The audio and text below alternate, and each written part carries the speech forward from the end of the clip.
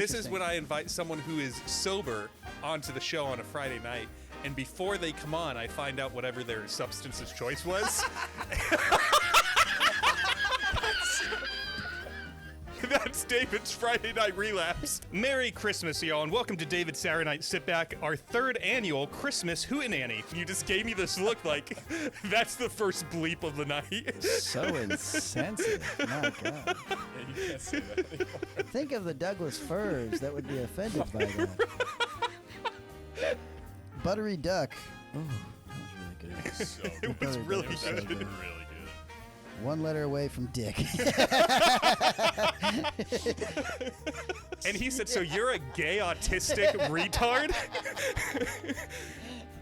Why'd that tickle you so much? Because that was the straightest thing I've ever heard you say.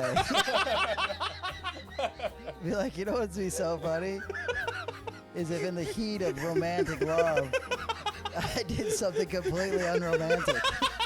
Do they have gay babies? I think they do have. No, I think they do. It's very painful. Yeah. Comes out the front. This is the whole episode. It would have just been me being like, what? Huh? Yeah. Really? I don't care. I don't mind. I'm a good guy, you know? And you'd have been laughing like that the whole time. And it would have been, nobody would listen to it. Not a soul. Fellas, this is a standard Christmas. Away from our family and sad. To the audience, whoever you are, Merry Christmas. Thank you so much for tuning in to the third annual DSNSB Hootenanny.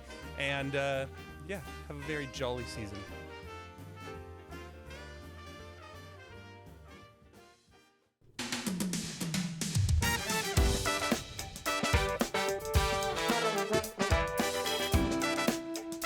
That's sick, right? That's awesome.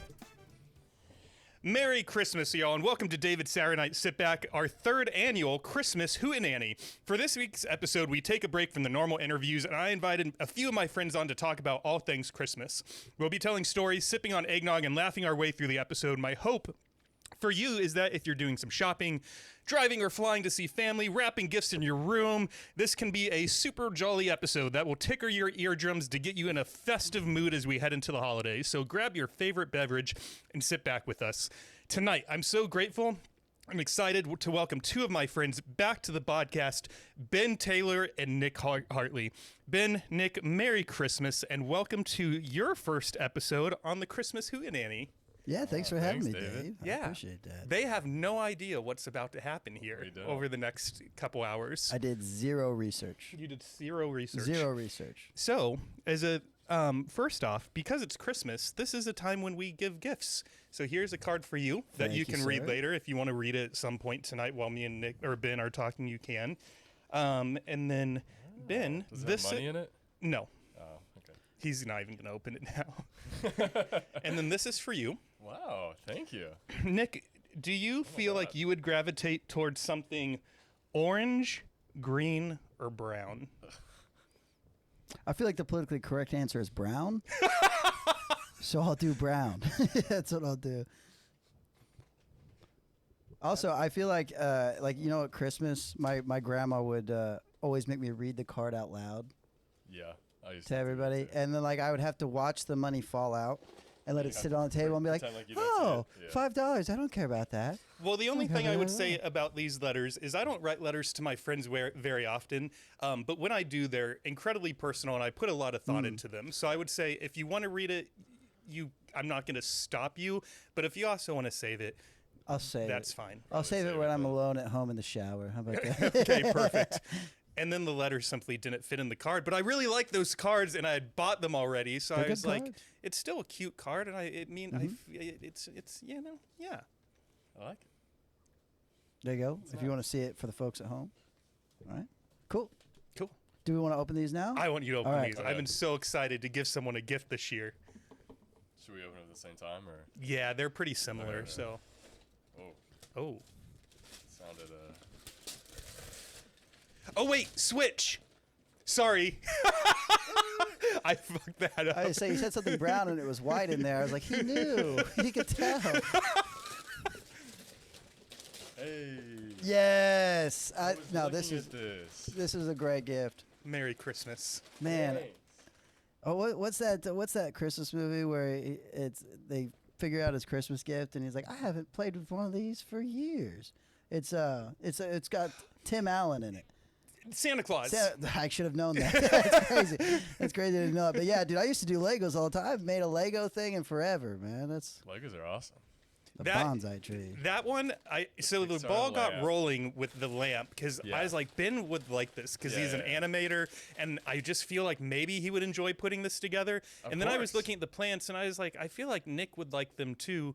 And so, yeah, if I describe that one as pink, what color would you have gone with? I wish I would have gone with this. I like trees. All right, I'm a good. fan of trees. But pink, I probably would have gone with, what were the other two colors? Brown, green and orange. Probably would have gone with green. Is green another tree? Green's like like bamboo shoots. Oh. So it's another plant one, but it's a little bit more boring. I think this one's this is interesting. good. I picked a good choice. Always go brown. Oh. Amen. Yep. Always go brown. That's a good rule for life. Always go brown. Yes. Once you go brown, you never go back. Once you go brown, you'll never frown. Hey, there we go. We love that.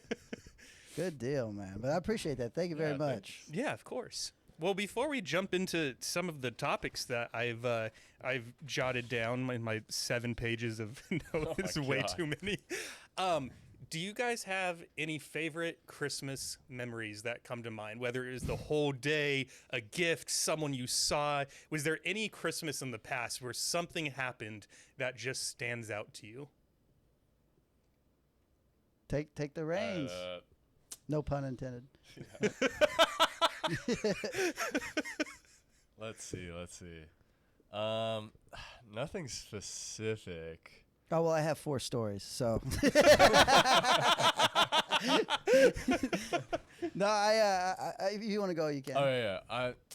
Okay, so every Christmas, basically the way my family did Santa was they would just, like, have the gifts just out, like, not even wrapped or anything, so that when we woke up early, we could start playing with them while my parents, like, got more sleep.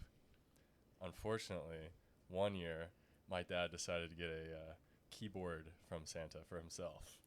And so we were jamming on that thing at like 5 in the morning. And it was great. You guys got up early. Oh, yeah. I mean, I think I got up at like maybe 7, but I wasn't getting up at 5. No, yeah. We were up at 5. 4 even, maybe. I mean, that's the way it should be. That's back when America was good, you know. The kids sleeping in till 11 now on Christmas. It's crazy. Communism. Anyways. Yeah, there we go. No, I had one time where, Mom got us a Christmas list, and so we filled it out and everything, and she's really bad at hiding presents.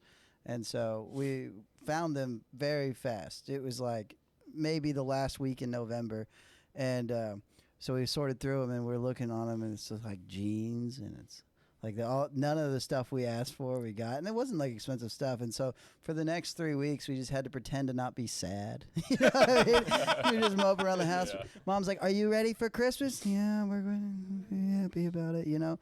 And then there was another story where I came from divorced parents, right? And I asked both of them. I was like, I want an iPod Nano, because I thought at least one of them will get me it. They never get me what I want, right? And then that year, they both got me an iPod Nano. And at my dad's house, I opened up the iPod Nano, and I was not a good actor. And I was like, oh, shit. And he knew it. He knew right away. He goes, oh, did your mom get you an iPod Nano? And I was like, yeah. He goes, well, your sister can have that one. I was like, okay, I guess that's fine, you know. But I said I had 4. I think I only had 2, you know. But I got a lot of stories, I guess. I don't know.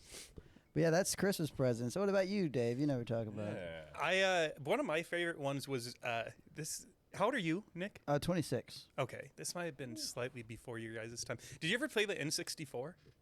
No. My buddy had one. So one year we got N64, and we also got Star Fox. And Star Fox has a 4-player multiplayer version where you battle it out against each other. And usually the kids were the only ones that played Nintendo, especially like on Christmas Day.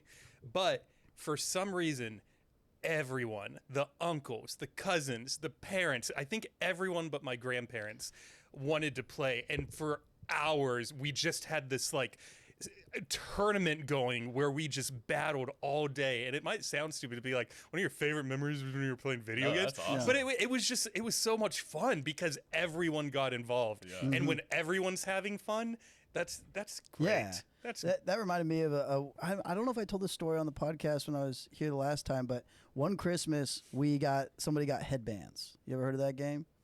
Yeah. My little cousin Ryan was like 4 or 5, way too little to be playing it. Fella can't read or anything, but his mom was like, "Hey, let him play. He can play." And so all of my cousins just around the table, just headbands. We've got some people have Scotch tape around their heads so they can play too. You know, because we didn't have enough headbands, right? Yeah. And so it gets to his turn. It's literally the first round, and he's got a giraffe up there, and we watch him go, I need to go to the bathroom. And so we watch him walk down the hall, and there's a mirror at the end of the hall. We see him look at the mirror with the headband on it, and then we see him go, take it off, look at it. Put it back on his head, make full eye contact with us as he walks back in and sits down and goes, am I a giraffe? We're like, yeah, you are. Good job, dude. I guess that's the game. I guess we're done, you know. But that was that's like you were saying with everybody going around and playing and stuff like that. That's where Christmas is good. Yeah. You know, but now it's all about the snow and back in my day. No, I'm just kidding. I'm just joking around. Yep, Christmas presents. Well, since we're on the topic of presents, let's do our first round of, I wouldn't call this trivia. It's just stuff I've looked up, and we're going to see if you can guess a few of them. And if you can't, I'll just start giving you the answers. In 2024, guess what the top 5 Christmas presents were that Gen Z specifically was asking for? Tide Pods. It's over 2 pages. No. Oh, why did I even take that answer seriously? I was like, my God. That was some strong bourbon right there. That was from the. Let's see. I thought I was doing when they were eating Tide Pods. You know, is what I was bringing up. That's 2023. Is that 2023? Yeah. Oh well. I could give you a clue for one of them, but it might give it away. Think about what we were talking about in terms of the new golds and why I don't like going there. Phone of some sort. Digital cameras was the #1 gift. No particular brand. So phones. So digital cameras. So the young kids wanted a digital camera for TikTok videos. Mm-hmm. Oh. Here's a clue for the next one. Okay. It was wildly popular on TikTok. So people were given this gift, and the article was saying they think they only wanted it so they could try to make a viral TikTok video with it. I don't have TikTok. Well, I don't have TikTok either. So can you read the question one more time? Yeah. Maybe I can guess better. 2024. What was it? It was one of the 5 top most requested gifts by Gen Z in 2024. Trying to think what I haven't been a kid in so long. One of them's clothing. Yeah, give me a hint. One of them's clothing. How specific are these? Pretty specific. Okay. That's was it? I know. So is it like pants? Is it shirts? It's a specific type of boot. Specific type of boot. Was it? No. I keep thinking of chanclas, but it's Tim's. Uggs. Uggs. I was gonna say Uggs, but I was like, no way. Yeah, hey, you say it. Throw it out there. Yeah, you're right. You might get these right. This is, just so you know, probably the most like vague one and hard because I'm sure none of us just looked this up. But one of the other ones that surprised me was Road Lip Peptide Treatment. Road Lip Peptide Treatment. What is that? Yo. You got 2 dummies on your pod here. I'm here. Let me get this thing reconnected. This isn't Christmas trivia. This is like Gen Z trivia. Oops, no, that's not what I wanted. Shoot. Where is it? Where's the Roadcaster? Here we go. Connect to that. Now it's trying to connect. All right. Well, hey Siri, what is Road Lip Peptide Treatment? Here's an answer from realself.com. Oh, I have to read it. It contains... Want me to use ChatGPT to answer that? Can you show me the original answer one more time? want me to use ChatGPT to No. answer that? Okay. Peter Thiel hates Christmas. That's what I'll say. I'm guessing it's something for your lips, like a Yeah. Yeah, Botox I mean- or, you know. Oh, like That's a what I was thinking, Botox. yeah. Okay. And then the last one This was is a crazy. specific brand of makeup that only Sephora sells. I was gonna say Sephora. You would have got 2 out of the 5. It's Sephora brand? Yeah, it's called Sol just- de Janeiro. I'm sure I just Oh, butchered yeah, that. I wouldn't know that. Bunch of girls probably just clicked off. Yeah, that's it. Yeah. That was Well. 5? Yep. The boots, the cameras, the 5th one. I didn't give you the 5th one. Do you know what jelly cats are? No. I've heard of them before. They're a cult favorite fuzzy toy. And I looked them up, and they're like the dumbest looking stuffed animals. Like, we had good stuffed animals Yeah. growing up. These things look stupid. Stupid. Yeah. I wouldn't be able to tell. I don't know. I guess I'm not in the Christmas spirit. I don't quite get all this Well, this stuff. is just Gen Z trivia. Is it Gen Z? All right, here we'll do some. We'll pivot to something better. Yeah. We're gonna We're talk. not Gen Z. What are you? Well, I have no idea. What are we? Well, how old are you? 25. 25? Oh, Lord. Why did you say that? I could have swore he was my age. I'm 26. You know, big You're difference. months apart Big from each difference. other. Huge difference. You know, huge difference.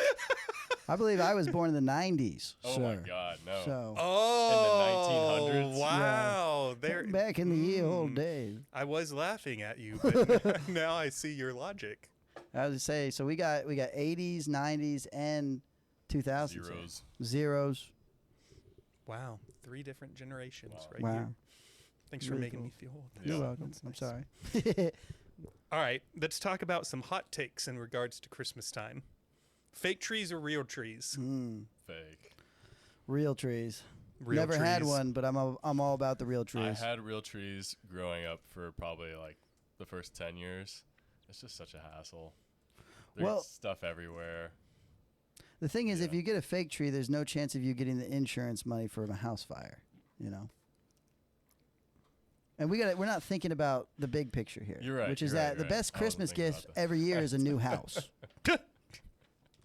That's what I'm saying. Do you want a new house or not? And that's my question. Get a real tree, have a lot of candles. That's what I'm saying. But no, we've never had a real tree, but I always thought it looked really cool because on the old movies they always have a real tree, Yeah. and they go pick it out as a family, and the dad bitches and moans about everything, you know. And I want a dad. Wouldn't that be nice? Aw. But instead they were just like, put it together. Also, I had to put the tree together every year, and none of the lights worked. Oh, yeah, the lights are Yeah. terrible. And my mom was like, figure it out. And so We I have was to like, put our like separate lights on it now. So Yeah. There's just all these broken lights on it. Just go get new ones. They're $9.99. well, they spend a lot of money on Christmas Yeah, gifts. no, so, yeah. yeah. The tree's expensive. But with the plastic trees, you can put candles in the limbs. So Oh. no, you can't. What do can't you have, that. David? Do you even have a tree? Well, I have a real wreath on the front door. I saw that. I smelled it actually. So, funny story. I have a friend with a truck. I don't think you ever met Wes Jacob. Yeah. And I asked him last Sunday if we could go get a tree, and I was going to put it in that corner. And even though the audience wouldn't see it, at least when you guys walked in, it would be like, oh, Christmas, and whatever. And so we decided to go out for breakfast first. And while we were eating breakfast, his girlfriend is on her phone, and she's like, guys, I just looked up 6 different Christmas tree lots, and they definitely don't open until November 21st. Oh my! And that made me so bummed. I at first was like, maybe I'll go to Walmart, get a fake tree. And then I was like, you know what? Fuck it. Yeah. I'm just going to, set up this room. And Yeah. I got this little Well, guy. that's real, right? This is real. No. No? Oh my God, I could have sworn. Yeah, that's a fakie. Is that a bad word? I guess. Why did you... What face did I make? you looked at me like I said the N-word or something.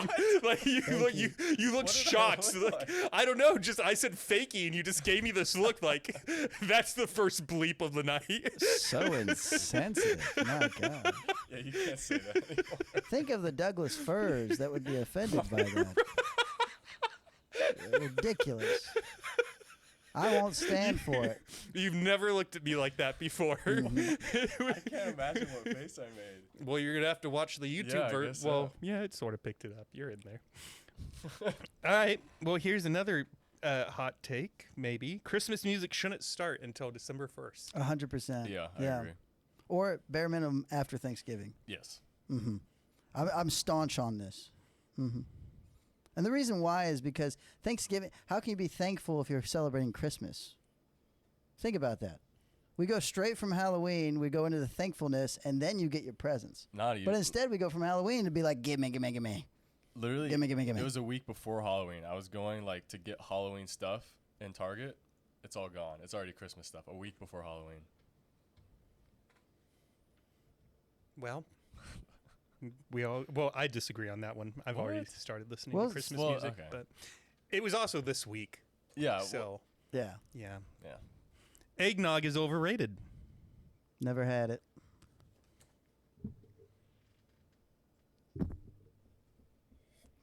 I think it's rated.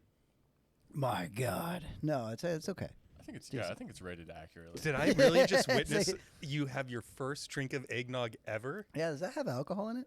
Yeah. Oh, I was gonna say, I was like, that's a little bitter. I was expecting a lot of egg, and I got all the nog, you know. I got a non-alcoholic one too, in case one of you squares was like, yeah, you know. I'm trying to get my life together and stop drinking. You know. False. That's crazy. I'm sure you're not. No, I haven't been trying to get my life together for a while. That'll come. It'll be in the future. Probably my third or fourth podcast on here. I'll be like, David, I had an issue. David, I gotta go do stuff. You know. You want to do a podcast in a rehab facility? That sounds fun. I don't know about that. Christmas lights should come down by January 2nd. No. Disagree. Maybe it should come down by January 2nd, but is it going to? No. I don't think so. I like it being March and then being like, yeah, it's probably time to March. do that. Yeah. I was thinking like February maybe. But Also, more lights is better. You know, Christmas it's lights are fun. just nice to look at. And the fact that we don't do Christmas lights, that's what I'll say. We can do Christmas lights all year round as long as we're just being thankful, you know? Yeah. I'm throwing a lot of dad energy at this podcast. You know, like, no, we're being thankful these days, you know? Cook, clean, work, buy presents. I neglect my children.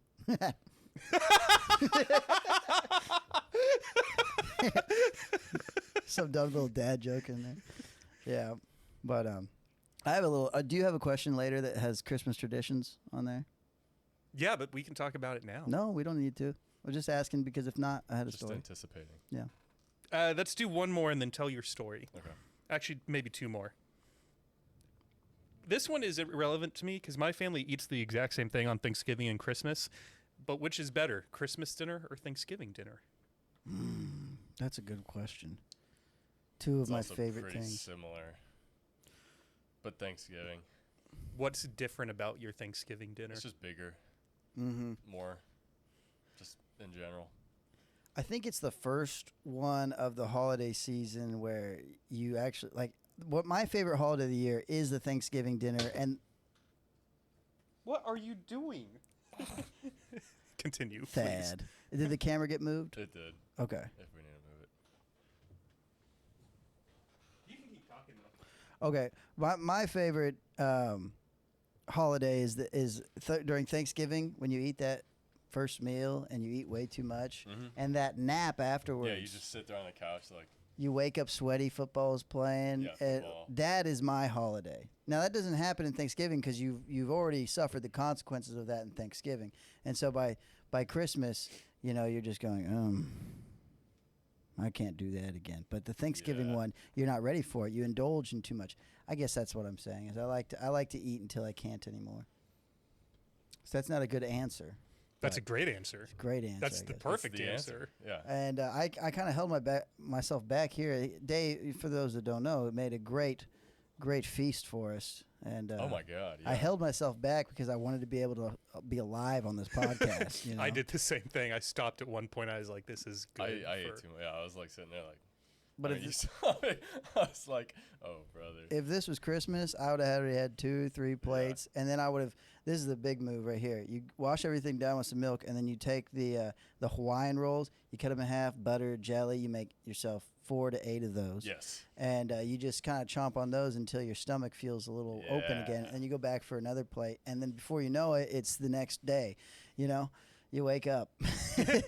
Well, I have butter and jelly here, so if at some point you want to, go sneak off and, make some butter and jelly biscuits, there you can do that. I also have some hot chocolate. I bought hot chocolate for you guys if you need something like warm to settle the belly at some point.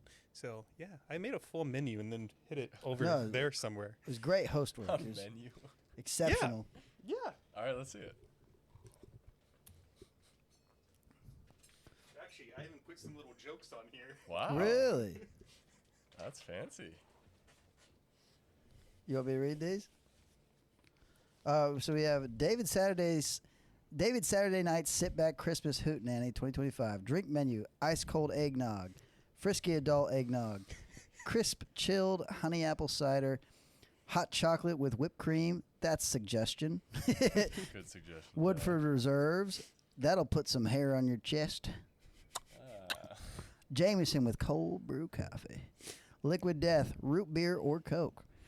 Bell's Catch of the Season IPAs. Now, that's what I've got right here. That's a great one. They're not sponsored, but they should be. They should be. Not until I make a fool of myself, and then they won't. Buttery Duck. Oh, that was really good. It was so good. It was really It was good. actually really good. 1 letter away from Dick. Southern Air Fried If Chicken and only. Waffles. Huzzah. Vicky's Nice and Warm Stuffing with cranberry and turkey sausage, mashed potatoes and gravy.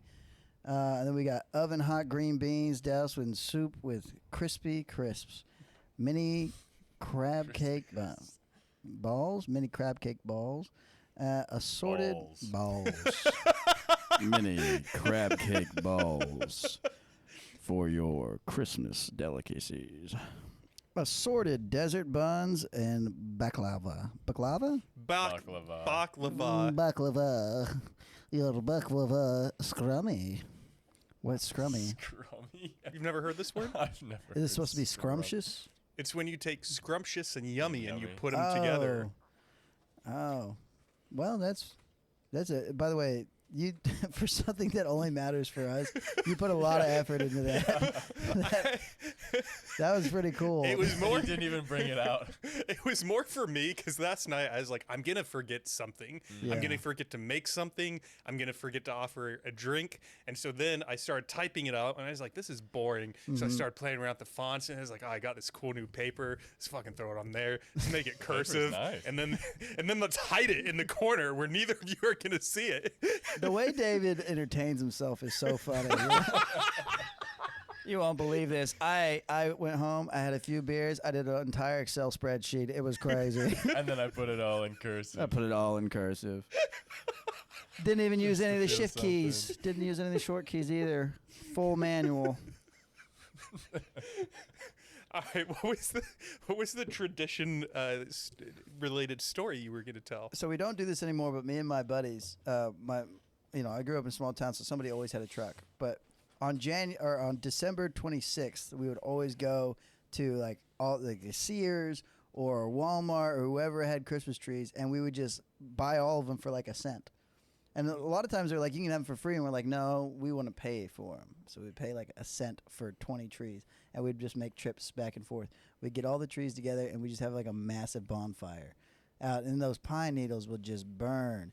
And one time it was windy, and we were burning all these pine trees out there, and we could see the flames go up and all that stuff. And back where my mom lives or whatever, we had a little creek that was frozen over, and some of the embers had caught something on fire, and we just noticed it because it was dark at night, and we just saw a little fire. We're like, oh no! So we rushed down there, and we start breaking the ice apart, and just like with our hands or whatever, we're throwing snow on the thing, or just trying to not have a little fire out on Christmas or post-Christmas Day. But we used to always do that, go and get just 1 million Christmas trees and just burn the living shit out of them. At one time, my mom had enough of it, So my buddy who lived in town, we just put them all in his backyard. And so just in some house in town, there was just stacks and stacks. Well, it's hard to call it suburban because it was a small town, but just in the back, you just stack trees on top of trees. There's the biggest fire hazard you'd ever see. Yeah. And then we had to move them and stuff, and so that's when we stopped doing it. Plus, we all got old and moved away. But that was a really fun tradition. I have a lot of photos of us just taking photos with like guns and trees, like we just shot the trees or something. You know, it was crazy. And one year we didn't have the trees, so instead we just had like hacksaws and stuff. And this little good quality fun. That's what I would say. You know, You were up to snow good. we were up to snow good, dude. I wish I could make that face again. I got it late. You know, that was good. It's on your sweater. Yeah, I know. Oh, it is? Oh, You're shitting Right there. me. Snow good? Damn, that was a really good Nice. fun, man. Oh, now I wish I didn't tell you, and you guys just would have thought I was clever. I went to Walmart right before this, and I got a thing, and I didn't realize it has this little drink pouch in it. You're welcome. Thank you. I Because appreciate now you have a practical piece of holiday clothing for any functions that you're invited to. Oh, brother, I would never wear this anywhere else. I would, dude, if I showed up to my family wearing this, they would go, "What are you doing?" Wait, what would they actually do? First of all, they'd see the beer cozy in the front, and they'd be like, "Look, Nick, it's not a college party, you know?" And then, first of all, they'd be like, "All of us, we're just wearing plaid. We don't have to." I mean, yes, Uncle Dylan's plaid is red and green, but it's more of a coincidence. I don't know. They would make fun of me for having this. They might even call me a woman. I don't know. What would your grandpa say? I wouldn't say anything. He would just judge silently from the corner. He would go, "This is exactly what he would go, Well, when you're ready to take that thing off, we can go look at some train pictures." That's what he would do. He's big into the trains. You guys don't know the man, but he's very autistic. Yeah. He's a good guy. Speaking of autism, Yeah. I before I tell this story, I want you to know that you have not offended me. Okay. So Sounds like I have offended you. So for next episode, he, by the way, works with autistic children, so he knows a little bit about what he's talking about. And so we get maybe 15, 20, 25 minutes into the episode. It was 5 minutes, dude. It was like the first thing I said. But yes, continue. And he asked me, he's like, you're a little bit autistic, aren't you? And it was funny. It was funny. But now I have a So I was thinking about that while walking Thad. We've been doing a lot of silent walks, okay? And I think. And so since I saw you last, I've been working on a joke. Okay. And I'm not a comedian, and this has nothing to do with Christmas, All right. but I'm going to tell it to you. I'm ready. Whenever. This I had to take out the Zen for this one. So I think this would work best at Narbar. So just pretend that we're at Narbar right now, okay? This is a cesspool of sin and debauchery. Is that what you mean? Yeah. So I'm just going to tell you guys as if we're at Narbar. So I recently had a comedian on my podcast, and about 10 minutes into the episode, he called me autistic, which not the best way to start, but overall, it was a good episode. It is what it is. At the very end of the episode, he said, "Hey, I'm doing a show tonight. Do you want to come out and see me?" Now, he gave me the invitation, but he didn't think I was actually going to come out because he just came on my show and insulted me. But because I'm a good guy, I went out to the show. And while he was doing the set, he was like, "Hey, guys, this guy in the crowd, he's a podcaster," and I called him autistic. And then he came out to my show to support me after I insulted him on his show. So now I think he's retarded, too. After the show, me and the comedian got to talking, and he asked me if I had a girlfriend. I said, "No, I'm actually gay." And he said, "So you're a gay autistic retard?" And so as I'm thinking about it, we're at Narbar, GNAR, gay autistic retard. The only thing I'm missing is the N. Imagine if I was black. I'd be the poster child for this place. Oh, that's so funny, dude. It's really funny too because that's pretty much exactly how it happened.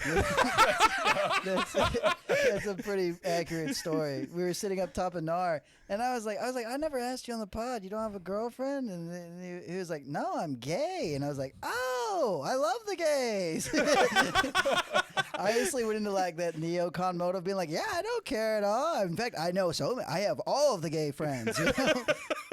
It just caught me off guard, and I don't know if I called you retarded, but I was thinking it. No, I'm just kidding. No, for some reason, I don't even know why that turned into like a joke. It's a good joke. But I thought about like, I don't even know where it came from, but every walk, I was like, Dad, let's keep workshopping this. And then I thought of the acronym, and I was like, we got the G and the A, so we're missing the N and the R. How could I work this in? And, well, you know. What I would do is I'd start off with, like, we're here at NAR Bar, G-N-A-R, and it's fun. You know, I was on a podcast, and I would do that. I'd start off with the thing early, make him be like, okay, why did he bring that up? And then, you know, just shorten the setup if you could. Be like, yeah, I guess he thought I was autistic. And then I went to this show here. I was like, oh, he just took me to GNAR, you know, or whatever. I don't know. The way you did it was really funny to me. But I would start with the NAR first, and then I would definitely say retard maybe 2 or 3 more times. I think we're missing more punches there. You also forgot to say the F word. It could be narf, you know. You know the F word? No, I wouldn't think of that. Yeah, that's what I was thinking of. But is it actually spelled narf? No, but you can. I was like, whoops. You the N is a great tag too. If I was black, I mean, the only thing I'm missing is the N. If I was black, that's a good line. But then you could be like, imagine if I was, and then you open yourself up to a whole new bit about the difference between gay and the difference between you know.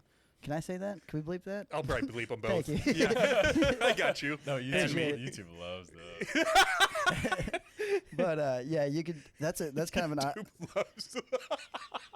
I couldn't do that bit about the difference between gay and a fago, I will call them, you know. And that's in how the French Australia, they call them a poof done. I don't think Australia knows that one yet. Oh my! Or YouTube knows that one. Interesting. There's a really great bit by Will. I don't think Smith, Chris Rock. I don't know how. That seems really racist of me. But there's a really great bit by Chris Rock where he says the difference between black people and N-words, and it's a bit only he can do, and it's like one of his staple bits. And if you ever did do comedy, if you could find out a funny bit about the difference between gay guys and F-word, I mean, that's like... Pooftas? Pooftas, yeah, pooftas. Then, yeah, that's a pretty great bit. But I'm in like murky waters right now, dude. Ben's just been silent Yeah. ever since David said, I have a joke. It's just been silent. You're like, I'm not dipping my toes in these Yeah. waters. Nope. Ben's trying to get booked on Disney, I'll tell you. And he got you that Pixar thing, yeah. That's true. We actually met because I found his Instagram, and the only thing on there was, look, guys, I made this video. And I clicked in on my the link in bio. this 20-minute animation called The Princess and the Frog. Oh. Right? Is that what it's? No. The Princess and the Toad? Yeah. Close enough. The Princess and the Slug. It's toadstool. Well, whatever. Anyways, I watched it, and I was very impressed by his work, and I was like, let's talk to this guy. Now, Ben, are you gay as well?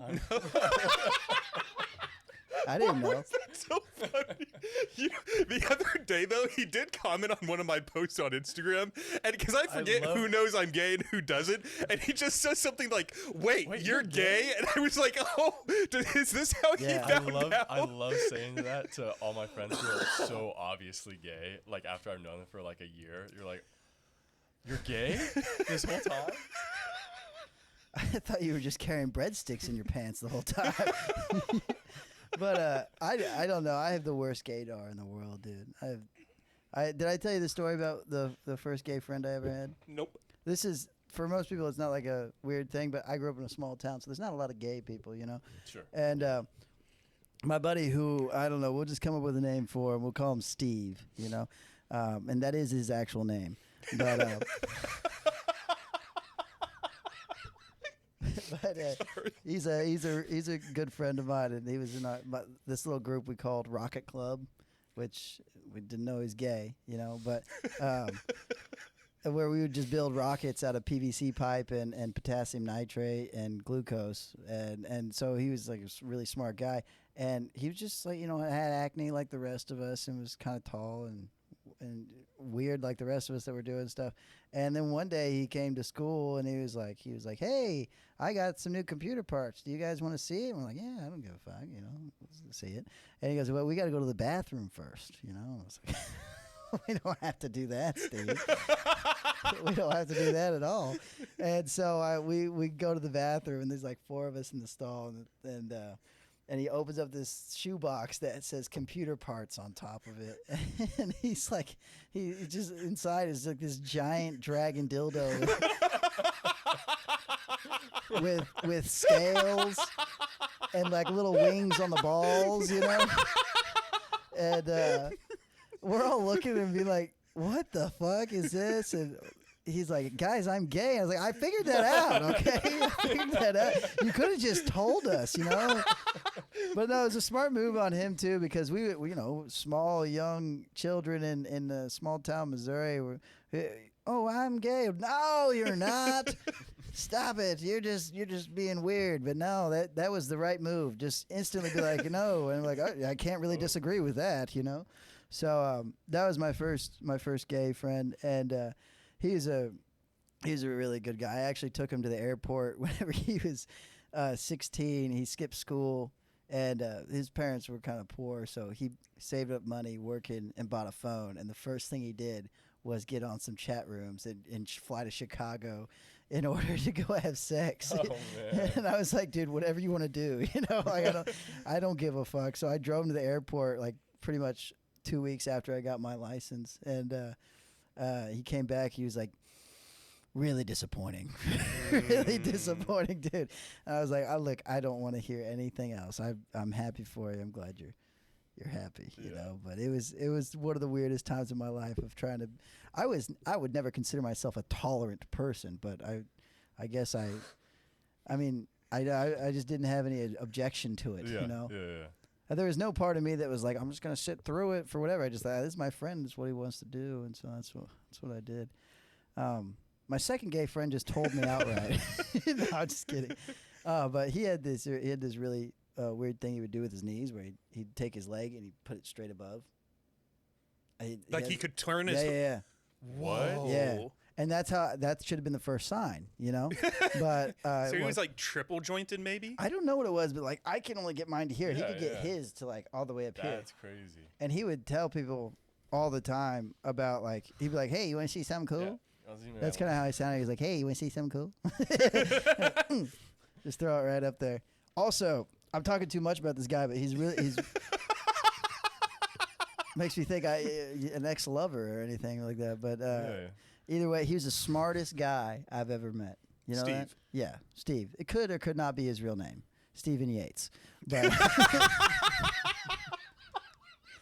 but good guy, man, really good guy. But he was the smartest guy I ever met. He had let's see, he got a 36 on his ACT. Oh, sorry, he got a 36 on the science portion of the ACT twice, because he got a 33 composite the first time and then got a 34 composite the second time. He never studied for it or anything.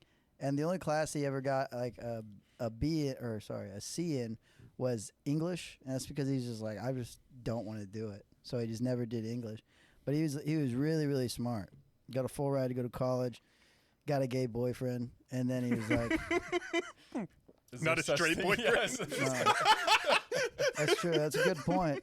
It's hard to find it. Hard to find a straight boyfriend these days, you know? Really hard. Everybody's damn gay, you know? That'd be crazy if I told you guys like during dinner, like, yeah, I'm dating this guy, he's straight. We've been like fucking and stuff. Yeah. And you're like, but he's straight. And I'm like, yeah, he likes women. He's not sure. There's this thing online that I love. It's these two country people that are like clearly like very Republican. Like, well, the government's gonna start telling us that we gotta be gay because it's illegal now, so we just went ahead and got over with it. This is me and Bubba. They would like kiss and go, you know, like we don't even want to do it, you know, but the government's gonna make us do it, so we just went ahead and moved in. You know, and of course we got ourselves a Chinese child, you know, And he's like, "No, you get it." They start teaching their Chinese child Chinese, whatever. But it's a really funny skit about, the hypocrisy of whatever bullshit. Either way, yeah, that was a lot of gay stuff, But I'm sure. Do you have a dragon dildo? Well, no, but what I was going to say was this doesn't necessarily, indicate that I'm gay per se, because I'm sure straight people use these too. But one time I accidentally dropped a pair of nipple clamps behind my bathroom door. No, I don't know if straight people use that. Well, and the rough part was, like, I hadn't needed them for anything, so I wasn't like looking for them. And I had 3 different podcast recordings over the course of like 6 or 7 days. And I think there is another one coming over, and I was like, I should probably clean the bathroom. It's probably getting pretty dirty by now before they get here. So when I'm cleaning the floors, I close the door so I can sweep up behind there too. And I close the door and I see these nipple clamps and just thought, fuck. Because every one of those previous 3 podcast guests had used the bathroom and none of them said a thing, which is wild to me, because if I went to someone's house and recorded a podcast and went in the bathroom and saw those, I'd definitely come out and be like, so, Ben, I saw those nipple clamps behind your bathroom door.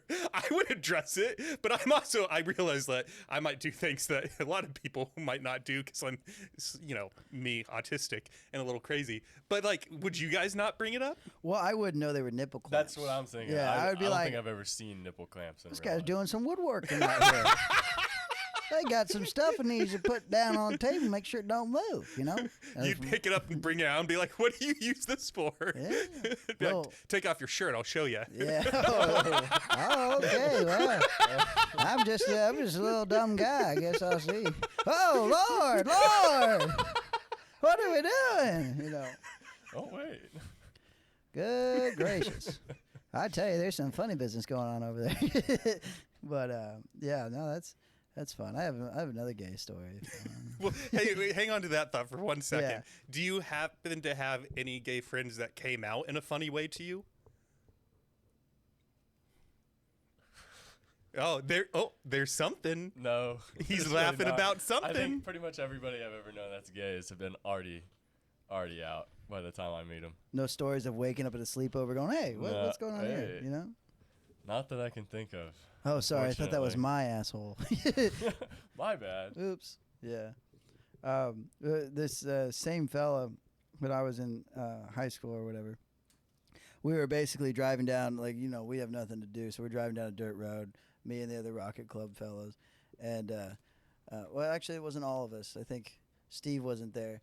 And so Steve starts texting Kyle and is like, hey, Kyle, I just want you to know, I'm, super attracted to you and everything, or whatever, yada, yada. And I was, sitting there with Kyle. I was going, Kyle, that's just, look, he's our friend, And Kyle's like, I'm not gay, I was like, yeah, but what I mean is, we just can't, I don't know. I don't know what's weird about this, but you can't just be hit on other people, And I was going through this whole thing. I was like, I have nothing against Steve. I like Steve a lot, but he seems like kind of an aggressive gay, And Kyle's like, what are you talking about? I think Steve's great. I think he's not aggressive. I was like, he's going after my friend Kyle, And so instantly Kyle's like, I don't know, Nick. He's not sounding like Kyle at all.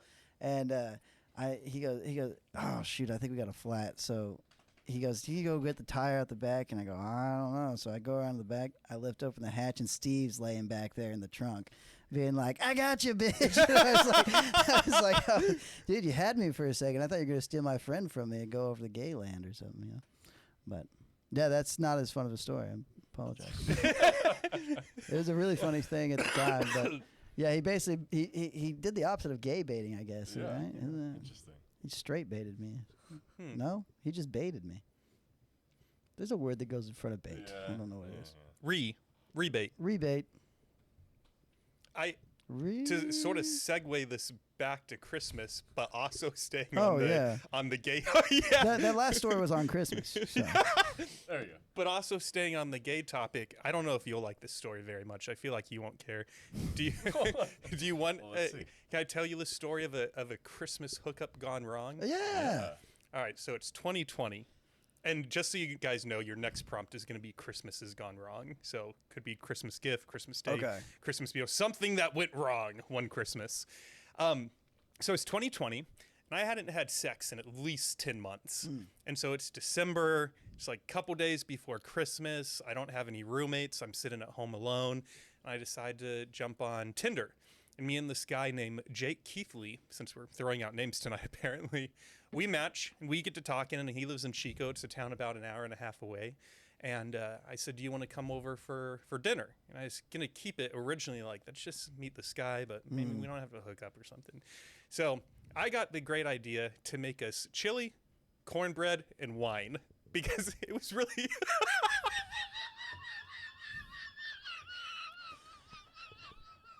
Why don't you just go to Taco Bell instead, you know? Well, because I'm a cook. You enjoyed tonight, didn't you? You could have just expedited this whole process by taking a laxative, you know? That's crazy. Let's continue the story, though. Yeah. So we eat dinner, and then he's like, and we finish the wine. He's like, do you have anything else to drink? I was like, yeah, I got some whiskey. He's like, you want to sip some whiskey and watch a movie? And I said, sure.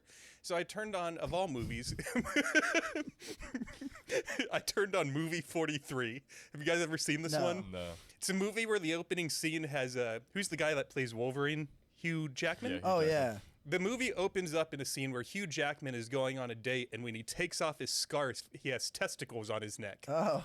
It's an insane movie. It's like very campy, very funny. It's not a gay thing. It's just it's like one of the it's a collage of the most ridiculous ideas ever.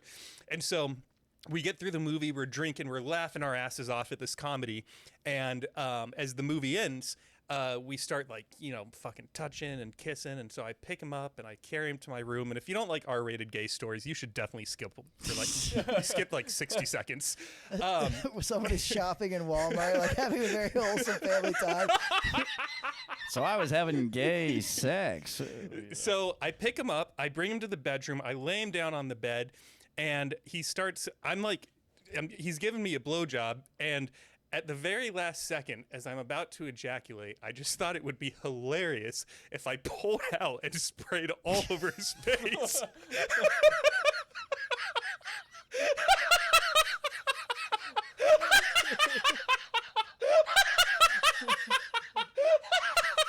Oh, my God. And so keep in mind, like, I have not had any action in at least 10 months. So it's probably like a pretty big load. And I did it. I pulled out, spray all of his face, and he has this look of like disgust on his face, which I can't imagine why.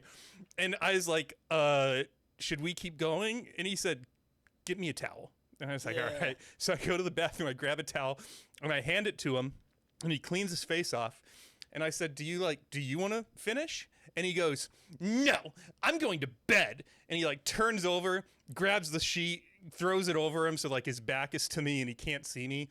And I was like, well, I'm still wide awake. So I went and poured another whiskey, turned the TV back on, smoked a bowl of hookah, then went to bed about an hour later. The next morning, we wake up. And I'm a little worried about like what we might be discussing. And so I make us some smoothies and some eggs and some breakfast. And as I'm cooking the food, he says, you know what's crazy? I said, what? He's like, I'm really sorry, but I don't remember anything that happened after dinner last night. Really? Woo! And I never told him the story. I let that one just stay in the closet. We gotta tag this fella. That's a great way to find out. Yeah, that's wow. I love how hard you laughed. Why'd that tickle you so much? Because that was the straightest thing I've ever heard you say. Be like, you know what's be so funny? Is if in the heat of romantic love, I did something completely unromantic. That's the straightest shit I've ever heard. It is funny because every time I tell Isaac like a sex story specifically, he's like, I really do think you're straight and you're just having sex with guys. Yeah. I mean, that sounds exactly like something Isaac would say. Yeah. All right. Ooh, So that yikes, was my dude. white Christmas gone wrong. Hey, we're already knee deep into this episode. I think we should just keep going. There's no reason to be like, all right, now it's time to talk about Christmas carols. Christmas carols that are gay? All right, but yeah, there are some gay Christmas carols, I'm sure. dashing through the snow. What's the one that uses the word gay? Like, is it just like it's probably just like Jingle Bells or something? Jingle. I just heard this one actually when I was listening to them on the make Christmas make whatever gay. Yeah. Hey Siri, the Yuletide gay. Yeah. Make the Yuletide there it gay. is. Good job. I didn't even need to ask her. Yeah, and you know what's fun about that is that song's so old. Before, like, I think gay was like really, because before it was just like homosexual. I think, right? I don't know. I'm assuming that before the year of 1960, it was everyone just said homosexual, and somebody was like, "Why are all these homosexuals so happy? They're pretty gay, you know?" And then that became that way. But so that song was obviously not made. You know, it was clearly made before gay became a thing for homosexuals. So I just imagine some Christian family listening to that being like, "Oh, okay." You know, I don't know. I think that's pretty funny. Well, Someone's probably doing that now.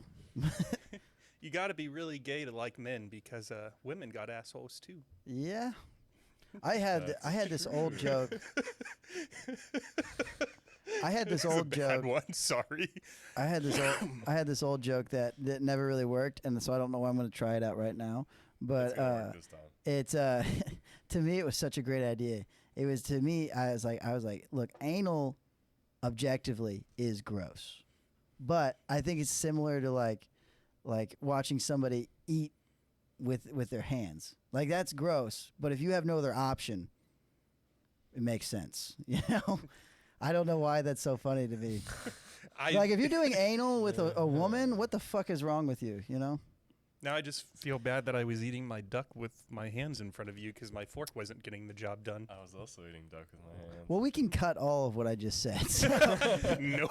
I prefaced that with being it wasn't good. You know, old jokes, they're never really good sometimes. What are you going to do? All right. I feel like we need to reset the room here. We did a lot of stuff. I was just thinking that for anyone, I don't know if this is if there's anyone that was like has been listening for 2 years and they look forward to this episode every year because they this one does do very well. Mm-hmm. Yeah. And they turn it on and we stayed on point for about 15-20 minutes. And now we're, however long in and they're just like, what? This is David has changed. Like, no, David is being more authentic. This is David.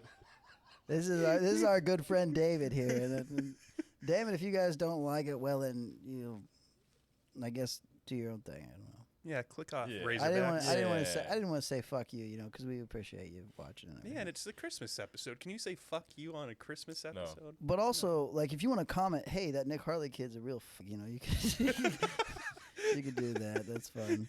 Bleep that. We're just having too much fun here. This is fun. Well, in all seriousness, because I feel like this one is one of the more fun questions. Have you ever had a Christmas gone wrong? Yes. I don't want to go first though. You can go first. Okay. I So can go first. remember how this works. If you don't say something, I keep pouring. Oh, We had a oh, little right. issue when you were in the bathroom where I basically filled the cup to the top because I now it's all I gone? told him, tell me when. And he just never said when. I was like, oh So- my god, that's enough. That's good right there. Yeah, I just need a little top off. If you want another beer at some point too, let me know. Shit, I'll take another beer, I guess. If we're gonna talk about all this gay stuff, I'm gonna need to. You want a But, Zen, Ben? I'm good. Okay. Do you do nicotine? No. You're You know so this. healthy. You know this. I don't remember anything. No, I don't. Okay. Do you want more eggnog? Yeah. I got That'd you. be nice. I tell Thanks. story. Yeah, I'm trying to think of how to make it funny. It's more of like a kind of a sad Did you story. have one that you were gonna jump in with? No. No. I had to think about it. Well, I I'll probably say. won't come up with anything. So again, this story is not funny, but it is a Christmas gone wrong, which is like when my little sister Morgan had cancer. Already starting off well. Am I supposed to laugh? No. Okay. No, cancer's never funny. Yeah. All right. Unless it's done to a midget. But anyways, no, that's not funny That's either. not funny. That's not funny at all. But yeah, either way, she had cancer or whatever, and like one of her things is she wanted like everybody, both sides of the family, because we come from a broken home, to come together and basically have one big family Christmas, dad's side of the family and mom's side of the family. and everybody showed up except for my dad and my mom. Oh man. Because they were both still pissed off about Yeah. whatever. So, like, even the step parents were there. It was really weird. Interesting. Yeah. I don't know what the hell they were doing, but they were like, I'm with, you know, it was really, really lame. And that's just a Christmas gone bad. If anybody's ever had something that negative, I will probably read the comments on this podcast to see if anyone has a worse story than that. Thank you for the beer, by the way. But the other Christmases that I've had gone bad involve fireworks, you know? Because my grandpa likes to hide fireworks places and stuff. Because he in his mind, fireworks are a fire hazard, and they are a waste of money. And so every 4th of July, but he can't, this is the thing also, he can't stop dumpster diving. So like he'll go look at a dumpster, and I remember one year he found just buckets of fireworks, and we put them all off in a bonfire, and they blew up and caused a fire. But so if he goes into a dumpster and finds good fireworks, he'll keep them. He'll just hide them from us, and we obviously, you know, find them, and we just deal them out slowly so he doesn't know that we do them. Like we'll be like, me and my cousins are gonna go off to the creek and, you know, not blow off fireworks, you know. And the one Christmas, we got a little too close to the house with it, and we had one of these rockets just right in front of the glass, broke a window out. Ooh. And it's cold. It's Missouri in December, so they were like, "What in the hell is that?" Like, they just spent all this money on Christmas presents, and that was another bad story. Bad Christmases, man.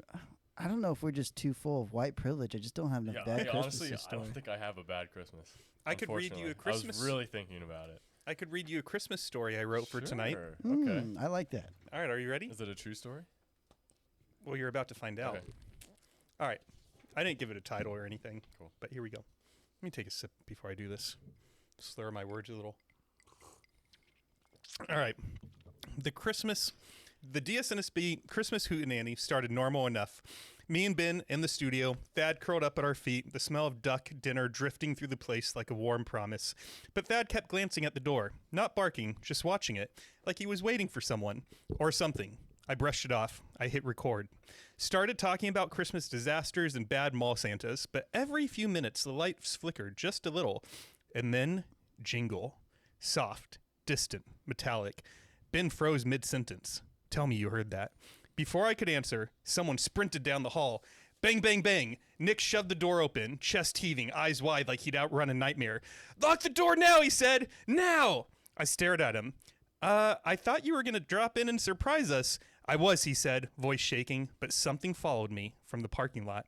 That's when the bell started again. Jingle, jingle, drag. Ben swallowed. Dude, what was that? Nick didn't answer. He just backed away from the door, staring at it like it might open on its own. Thad whimpered and crawled under the desk. The lights dimmed, the temperature dropped, and all three of us heard the footsteps outside. Slow, deliberate, scraping. The kind of footsteps that don't rush. The kind that already know they'll catch you.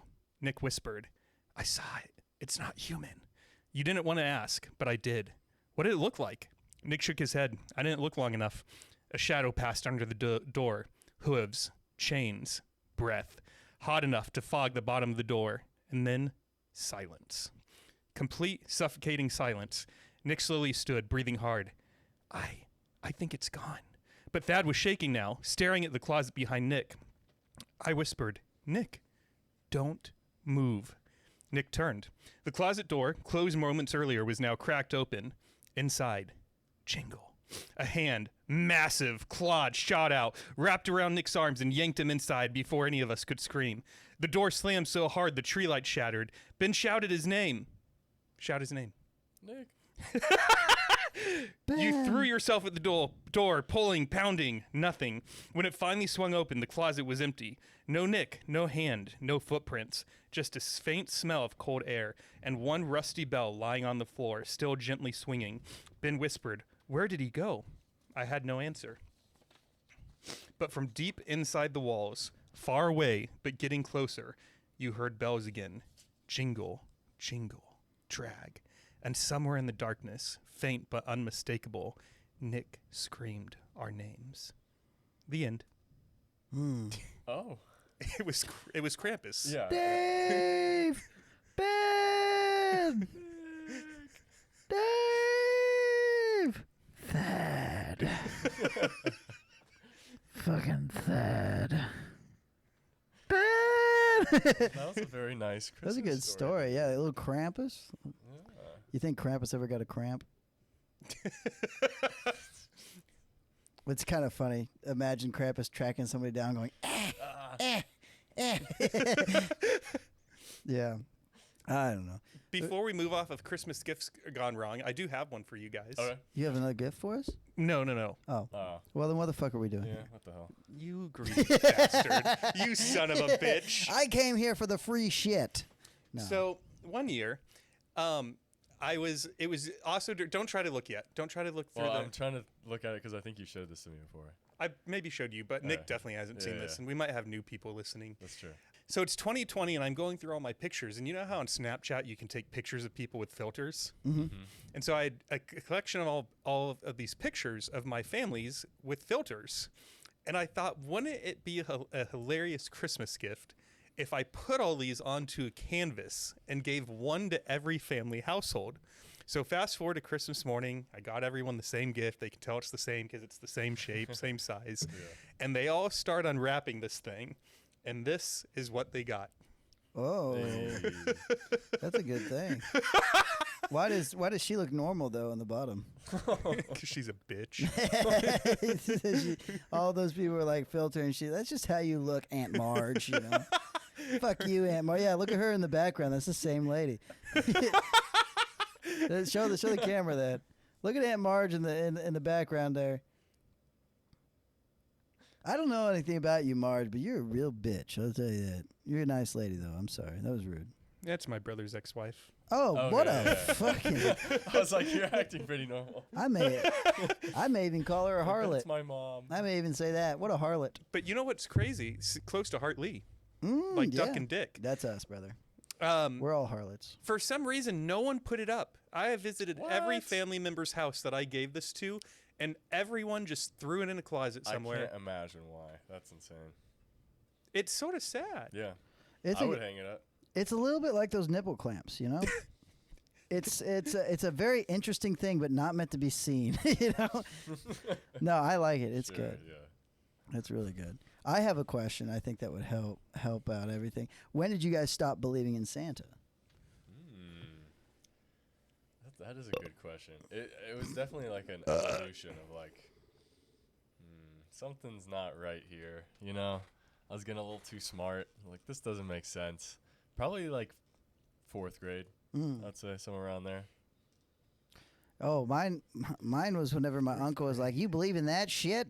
Oh. And I was like, "Oh, what? You tell me Santa's not real?" He's like, "No, are you stupid?" That was mine. Yeah. We were raised in a family where Santa, like, we watched like the Tim Allen movie and whatnot, so we knew of him, but we always knew it was just my parents, Interesting.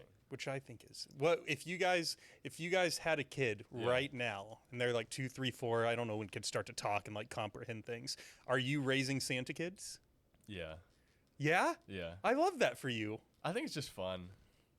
I just remember as a kid, like, literally like struggling to fall asleep because I was so excited about Santa coming. But what would happen? But what if your kid was not as smart as you and he didn't figure it out? And Ben Jr.'s like 14 years old. It's December, and he comes home in tears, and he's like, "Dad, all the kids are making fun of me because they say Santa's not real, and they called me retarded." What? What? These kids are saying Santa ain't real? What? Well, I'm gonna go have a talk with your superintendent. That is just, I talk to Santa every day. This is horse shit, you know. And then I would go up there and be like, "Come on, you know, Santa's not real." And the guy would be like, "Yeah, we know Santa's not real, but your kid's really, really, really, really, really dumb."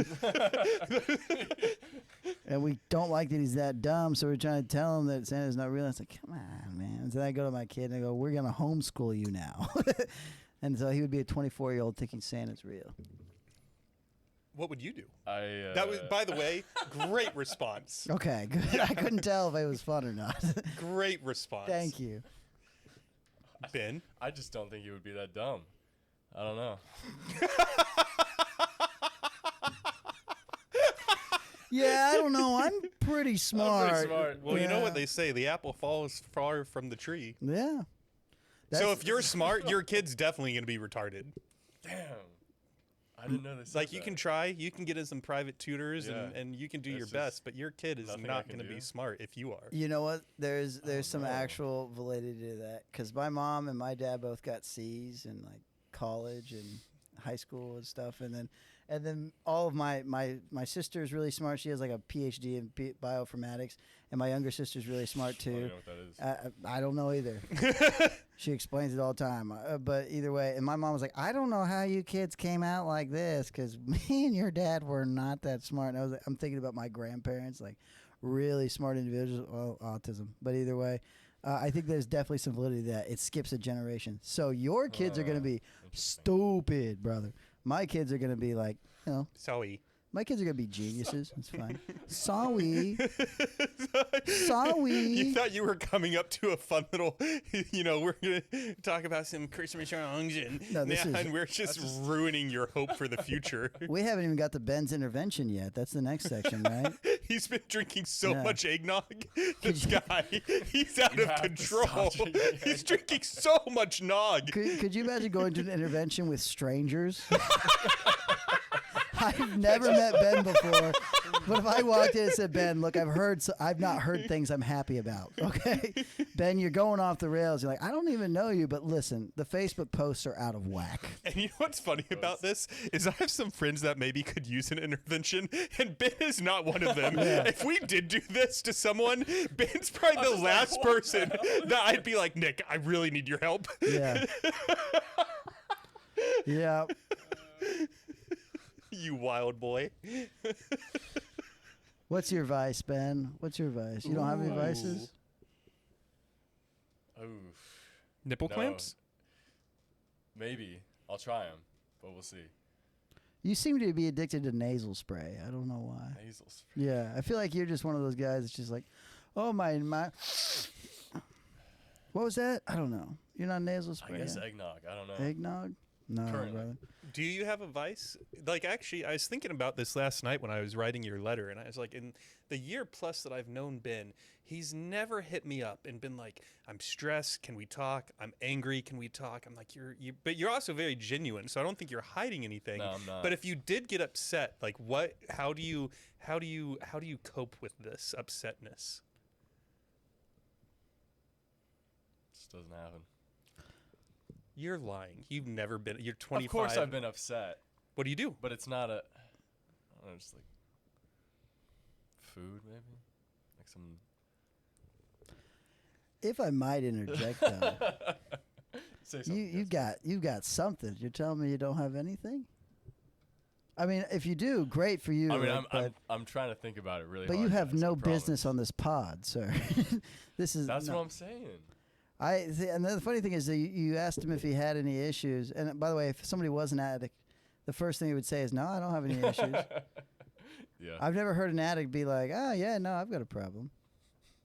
Anybody that would say that would be a liar. I don't know. It's so disappointing, right? It's so disappointing. No, it's like, I it's the don't- right way to it's like- be, but yeah, but it's no surprising. fun. It's no fun. But is it Like, really fun? I can't bond. Like everybody's like, oh, I got this stuff going on. I'm like, Yeah. yeah.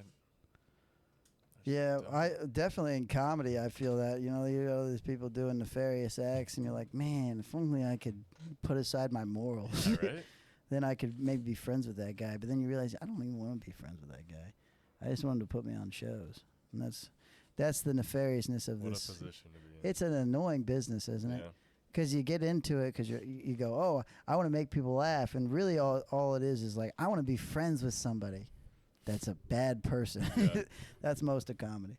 Except for Isaac. Isaac's great. He's a good guy. You know what I do? I go to the gym. If I'm feeling like I'm having a bad day, I just go to the gym and pump something out. You're addicted to the gym. Yeah. That Okay. could be it. So maybe your addiction is vanity? No, it's not vanity. I can tell by the skincare routine. But Yeah. either way. Joking. That was me. I mean, That's you true, did that's choose true. a very tight shirt to wear tonight. Maybe It's that was because I just for didn't my have any other benefit. Or, Are you okay. gay baiting right now? No. Can you believe this guy? Can you believe this guy? By the way, Unbelievable. I'm the worst host of an intervention ever, dude. I would just be like, can you believe this guy? This guy's crazy. That's crazy. You might be the healthiest person that's ever been on this I don't think that's podcast. true. Well, As we, yeah. Did you notice we're I not hate including being you? so I'll cheer you. It's Christmas. I'm glad you're here. You know what's funny? this isn't eggnog. It's just milk. Really? No. I was gonna say I poured it myself. There, that's nog, baby. Also, in some countries, do you know what they call eggnog? What? Milk punch. I don't know. That's weird. Like, Well, it is milk, and you add a little Yeah, punch yeah, to it with the yeah. bourbon. So, in a literal sense, Right. it makes sense. but it's not fruity at all, you know? Well, egg's not fruity. Well, of course, but when I think of punch, I think of fruity, you know?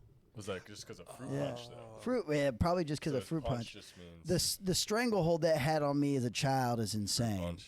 I loved a good Hawaiian fruit punch, man. That was my bourbon. You know, just sitting there with my dad. He's trying to hide his liquor that he's drinking out of a fucking thermos, and I'm sitting there with a fruit punch, being like, I bet when you started drinking, were you a big fan of Jungle Juice? no, not really. We didn't have. What's odd is I never really drank beer when I started. We only really drank liquor, and I got sick of liquor by the time I went to college. And then, like, I can remember what I used to do, because I didn't smoke weed in high school, but all my buddies smoked weed. So I'd sit there, I'd drink like a fifth of Jack Daniels and hobble back inside the house and take a nap and be engaging in tobacco and nefarious activity. And they'd all just be high. And I was always a liquor guy until one time I drank way too much Fireball, and I had some old, stale beef jerky. Old beef jerky, and I yacked it all up, and ever since then I haven't really liked liquor. And it's been, since I've had liquor, it's been at least 4 years. This is the first time. Really? Yeah. Since you've had Wow. hard alcohol? Yeah. Wow. I've been a beer guy ever since, because, and I was expecting myself to be like, but I didn't, so it was cool.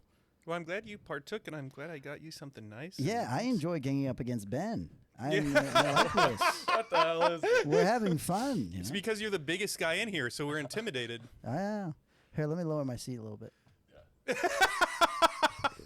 Oh, Look for at the this camera. giant of a man. Yeah. You know. Favorite Christmas movies? Favorite Christmas movies. Just because I love this question, and I got a quick answer. Good. Have you guys seen the Christmas Carol Muppets version? No. I haven't. I know But what I we're doing after the definitely want to, podcast. yeah. We're going to turn that futon around. I'm going to get that in my lap. I'm going to get you some more whiskey, you some eggnog, and we're going to watch. I'm not kidding. I'm not going to force you guys to do that. But it's so. I've seen every version of the Christmas Carol ever made. There's a lot. It's a great The story. Muppets is the best. It's funny. I feel It has like the Muppets best movies music. in general are great. You know what? My favorite version is that one with Matthew McConaughey. A Ghost of Girlfriend's Past. You ever heard of it? You've never seen that? I just Oh. lied on TV. Oh my god. You've wait. So it's not called A Christmas Carol. No, but it's like the same story, right? Because the Christmas Carol, if I remember right, is the one with the three ghosts. Yes. Yeah. Yeah. So you've seen Ghost of Christmas Past, right? Or Ghost of Girlfriend's Past? No. You've got to see that. It's so good with Matthew McConaughey. It's the same format and everything, but it's only, instead of about Christmas, it's about a guy who becomes a man whore because the love of his life broke his heart early, and he gets to see how his life turns out if he doesn't turn it. It's so good. You've seen it.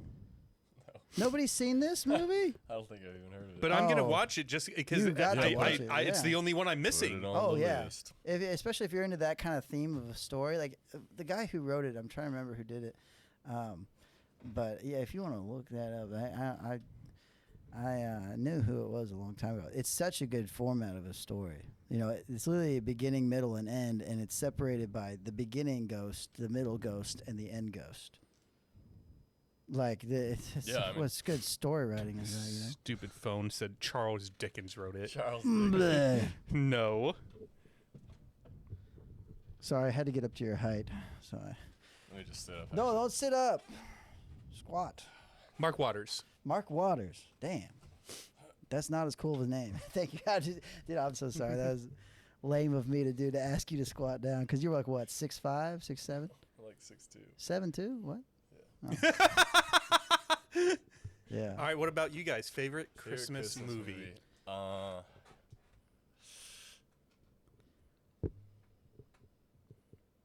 Favorite of all time. That's So hard to pick. I know. I can give But some you top must! I can give you some top ones. Yeah, got top 3 Any of those like weird like stop motion animated ones like Oh, yeah. Rudolph or what's the other one? New Year's. Oh shoot, what's that one called? The Santa Claus Comes to Town one. Yeah. Then there's the one with Time, right? Yeah. Yeah, those are all good. Oh, are all and what about classic. the one with the fire guy and the water guy? Which one is that? Like, what song is that? I don't know if I What know song that am I thinking of? It's like, I keep going. I'm Mr. Meeseeks, but that's not what it is. It's here. 1 second. Yeah, You do a guys- quick real-time fact check, and you keep No, listing no. movies. When you say the Charlie real-time Brown stop, Christmas. you mean Oh, like yeah. ones where they're like blocky, right? You know, yeah. The old school ones? Yeah. I do like those. They have like that specific kind of stop motion animation to them. We used to watch those all the time growing up. And then like Charlie Brown Christmas too. We'll throw that in there. Oh, can I put you on pause for a minute? Sure. So when we were eating dinner, I brought up a hot take on Christmas movies. Yes. And I was mentioning movies I was watching this week to get myself in the Christmas mood. And I said I watched Hook. And Ben gave me a look. I didn't mean to make that rhyme. Now, my defense of this would be before Peter goes to Neverland, the entire movie is set in Christmas, very obviously. There's Christmas music playing. There's Christmas lights everywhere. The trees are up. The houses are decorated. This is a Christmas movie, in my opinion. I don't think a Christmas movie is based on where, like, when the movie is set in. I think it's just based on if you watch it around Christmas. And for me, Hook is just not a movie that I watch around Christmas. I mean, I haven't seen it in a while, so maybe I'm just misremembering. But I can't even remember it being like Christmassy at all. Sorry, David. You don't have to apologize. It's No, just no. the first 30 minutes of the movie is undeniably Christmas until they get in Neverland, and then it becomes very much a Peter Pan story. Yeah, But I it's- watch Hook every year around Christmas time. I don't know. I Have you ever disagree. seen Hook? Never seen it, but I have an interjection. Ooh, okay. You guys remember this? It's been Yeah. a I'll while. I'll have to since cut that I out, saw unfortunately. Yeah, but probably. yeah. That's the Miser Brothers from whatever freaking dumb thing that a Miser Brothers Christmas is what it's called. That's my favorite one, other than the Christmas Story. You guys remember the Christmas Story? Vaguely. I only like that one Yeah. because me and my dad quoted a lot. It's the one with where the guy's like he gets that lamp that's shaped like a leg, and his wife hates it.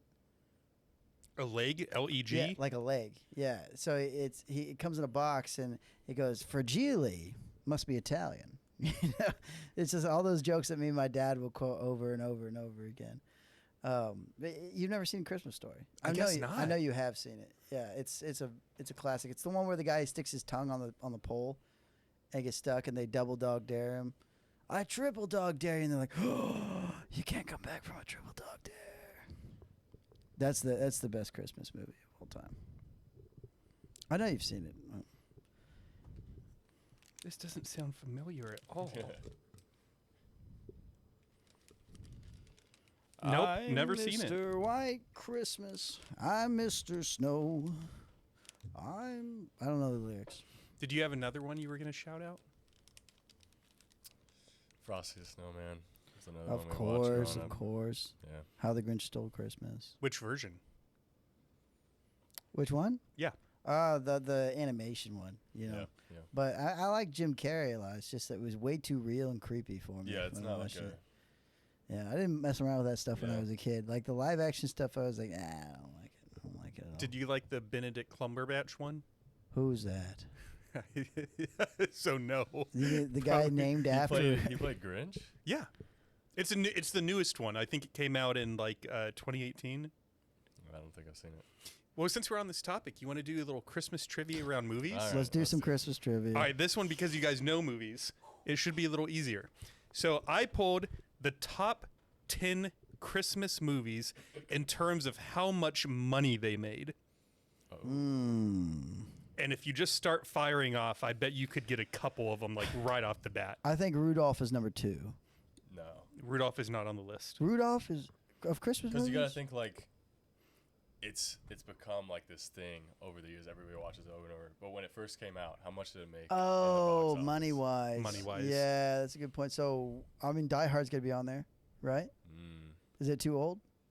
Does it count? Die Hard 2 is on here. Okay. So so this is an inflationary. Die Hard 2 Yeah. is number 9, Kind of reason. I got you. making $240 million. Okay. So what about So it's Christmas gotta with be the above Cranks? 240 million. Christmas with the Cranks did not make the list. Santa Claus won? Yeah, some Nope. of those Santa Claus. None of them? I will say there are some 90s movies. There's some movies from the 2000s.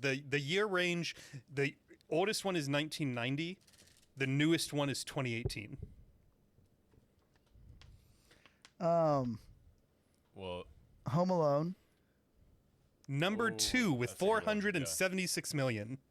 probably Home Alone 2 as well. Home Alone 2 is number 3 with 358 million. But not Home Alone 3. This is a shot in the dark. The Mickey Mouse Christmas Carol. Nope. How about Christmas Carol in general? Yes, number 5 at 325 million. Wow, okay. I feel like I know all the I Christmas just had movies. one. And we can't do any of the old ones, right? Because those We said were 2018. You still have Yeah, those are one 90. yeah. from 1992, produced by Warner Bros. Pictures, and it made 266 million. Produced by Warner Brothers. Christmas movie produced by Warner Brothers. It is a non-traditional Elf. Christmas movie. Is it Elf? Elf is on here at number That's a 10 good at one. 225 million. Really? If Elf is on here at 10, I don't know what's the number one. It's got to I be mean, so you obvious. said 2018. Was it Benedict Cumberbatch's Grinch? Yep. Wow. 538 million. Wow. That's- That makes me so mad because I feel like no one's watching that over again. No That's way. inflationary. Yeah. Yeah. Let's see. How many do here. we have left? You have 1, 2, 3, 4. 4 left. New Christmas movies. You want a clue for one of them? Yeah, give me a Yeah. clue. Tom Hanks. Oh. Is that the one where he's lost at the airport or something? Nope. It's not Castaway. Christmas movies, Nick. Yeah. Is Forrest Gump a Christmas movie? Nope. No, I No. wish. So that'd This be is a cool. very. This isn't like Hook. This is a objectively Christmas Okay. movie. It made 315 million and came out in 2004. So I'm thinking like 2004 has got to be like Santa Claus, like Elf in that area. It's It like has to do with trains. oh, Polar Express. Polar Express. You do. Wow. Oh man. I feel okay. stupid, you know? Yeah. That. All right, here's a clue for another one. This one features a superhero that has been redone over and over and over again. Batman shops for Christmas trees. I don't know. You technically just got it. Oh. Batman Returns 1992. Christmas themes throughout the entire movie, one of my favorite Christmas movies. And the Penguin, played by Danny DeVito, actually does sing that song you just played us. Oh. There's a scene where he's making all of his little minions like dance to it. And all right, this one I've never seen. I Okay. think it's a rom-com. It came out in 2003. Oh, I know this one. Frickin' hell. Frickety frack. Oh, darn. Were you gonna give us any more hints? No, I'm trying to think of what it is. I've never seen it, so I don't know what else to say. No, is it this one about love, right? That's It's one a word out love- too. What's the second word? Love Actually. Yup. Oh. Yeah. That's a great movie. It's a great movie, and I don't really like those cheesy, kind of love movies. Yeah. They did that one really well. Have you ever seen it? No, but I agree. I It watch has too to- many it has to movies. be You, a certain one. you guys don't know any movies. I watch a ton of I'm gonna movies. toast myself, Can I toast with you? Yes, of Just course you can. 'cause It's, but that was for me. No, I'm just kidding. Merry Christmas, But yeah, gents. Love Actually is so good. And if I could geek out on that for a second, Sure. they do real uncomfortable love stories so well. Like there's the best one was with Alec. Who's the guy that does Snape? Snape? Yeah, Oh, Snape, shoot. the actor, Alan Rickman. Yes. Right. So Alan Rickman is this guy who has a loving wife, and the loving wife is like knows that he's cheating on her, and she cares more about the family. So she's obviously not bringing it up. It's really bothering her, and he's with some floozy that he's buying gifts for, and it's literally just he doesn't feel great about it or whatever, and he comes to his senses quite at the end where he's like, no, this is like it's true forgiveness. Like he completely just decimated his entire family structure. And any reasonable person would go, oh, no, that's not okay. We're getting divorced. I don't give a fuck if it's Christmas or not. And instead his wife has the wherewithal to be like, look, if he comes back to it, he gets full free forgiveness. And he does actually engage in that. And it's one of those stories where I don't think I'd ever see that in real life. But it's like what I ideally would want. Like a guy makes a huge mistake and he's able to come back and have it all quote unquote fixed, you know. And that's true forgiveness. And I think that stuff is really like, not to be like cheesy and stupid and gay. Why'd you look at the straight guy when you said that? Is he? Oh. He has a Sorry, Ben. girlfriend. I know, Ben. I'm being mean to you today. Dude. This is the worst intervention ever for you. But yeah, no, it's just one of those things that like ideally like that's how the world should be, because we're all not perfect and we all and you get to have, but that's not how the world works, you know. So in reality, the way that would work out is it changes his life forever because he made a dumb, stupid mistake, you know. But either way, Love Actually, great movie. If you haven't watched it, watch it again. Think of me and comment on this podcast, raise up a bourbon. And then we have two other. You have one left. Yeah, I think the rest of this podcast should just be us toasting over and over again. Just not We even have one drinking, left. Just toasting. Just toasting, yeah, dude. One more. I'll give you a clue. You mentioned, one of you, I forget who mentioned it, is your favorite movie. And the biggest clue is that it's on the list twice. So sort of like Home Alone 1 and 2 was on here twice. This is a movie that's been readapted several times. This version came out in 2000. Universal was the studio that made it, and it made $345 million, and it's number 4 on the list. I mean, I said my favorite movie is Christmas Story. It's not Christmas Story? Maybe you said it then. Is Charlie Brown Christmas? No. Is it Frosty the Snowman? No. Is it Grinch? Is it Rudolph? Sort of. Is Which it, one? It's the live action Grinch. The animated Nope. Grinch. Oh, Yes, it's the animated it is Grinch. Dr. Seuss's Oh. Well, The yeah. most recent one? 2000. Oh, okay, no. So the most recent one and the 2000 version both made it on. And I'm pretty sure the 2000 one is the like 45-minute one where it's on Whoville. Yeah, that's the good and one. yeah. Have you Yeah. ever seen the movie Claws, I think is what it's called? And it's about the male. I couldn't tell you what it's about, but It's I feel like a- I've seen it before. Yeah, it's about the male, and like he's like a aristocrat, kind of like a rich guy, and he gets sent off to go be some kind of a mailman in this really small town where they're feuding amongst each other, and he essentially becomes Santa Claus because he's delivering the mail, and he falls in love with a school teacher, and he gets all these gremlins to believe in forgiveness and peace and all this other stuff. It's a really good That movie. sounds really familiar. Yeah, Is it's it animated? Claws. it's animated. Yeah, Is it? I think it's called Claws, but I could be wrong. It's a really, really good movie because his whole turnaround is he's kind of a rich, spoiled guy, and through suffering, he realizes what's really important. And he's off. The whole time he's there, he wants to leave. Yeah. And then, of course, Till at the end, he goes, "No, I found the love of my life here in this cold, desolate place, and I want to stay here." It's like a Hallmark movie that's good, you know? It's animated, Yes. this one? I can't see it. There's just a big pop-up. Yeah, that's it. That's it right there. Oh, I've never seen that one. Oh, that. Oh yeah, dude. I don't know. I Yeah. guess I watch too many movies. You Okay, guys, I haven't No, seen you it, don't. but I know that one. Yeah. I love movies though. I do a lot of movie stuff. I've got some screenplays I'm working on. Nice. So we'll Really? see. Yeah, I'll have to show them to you when I get them done, but they're not ready yet at all. They're at the stage where only I can look at them, you know, Yeah. because they're so bad still. But the ideas are good.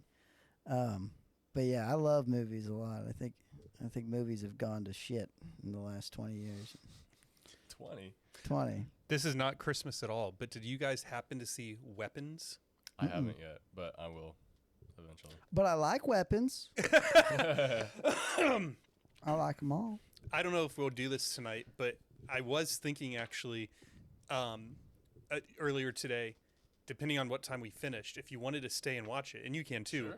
the same people that made Barbarian, which is what we Oh, watched yeah, the last yeah, time yeah. you were over, made Weapons. And I didn't realize this, but when I was watching Weapons, I can't tell you what it was, but I was like, this feels very Barbarian-like to me.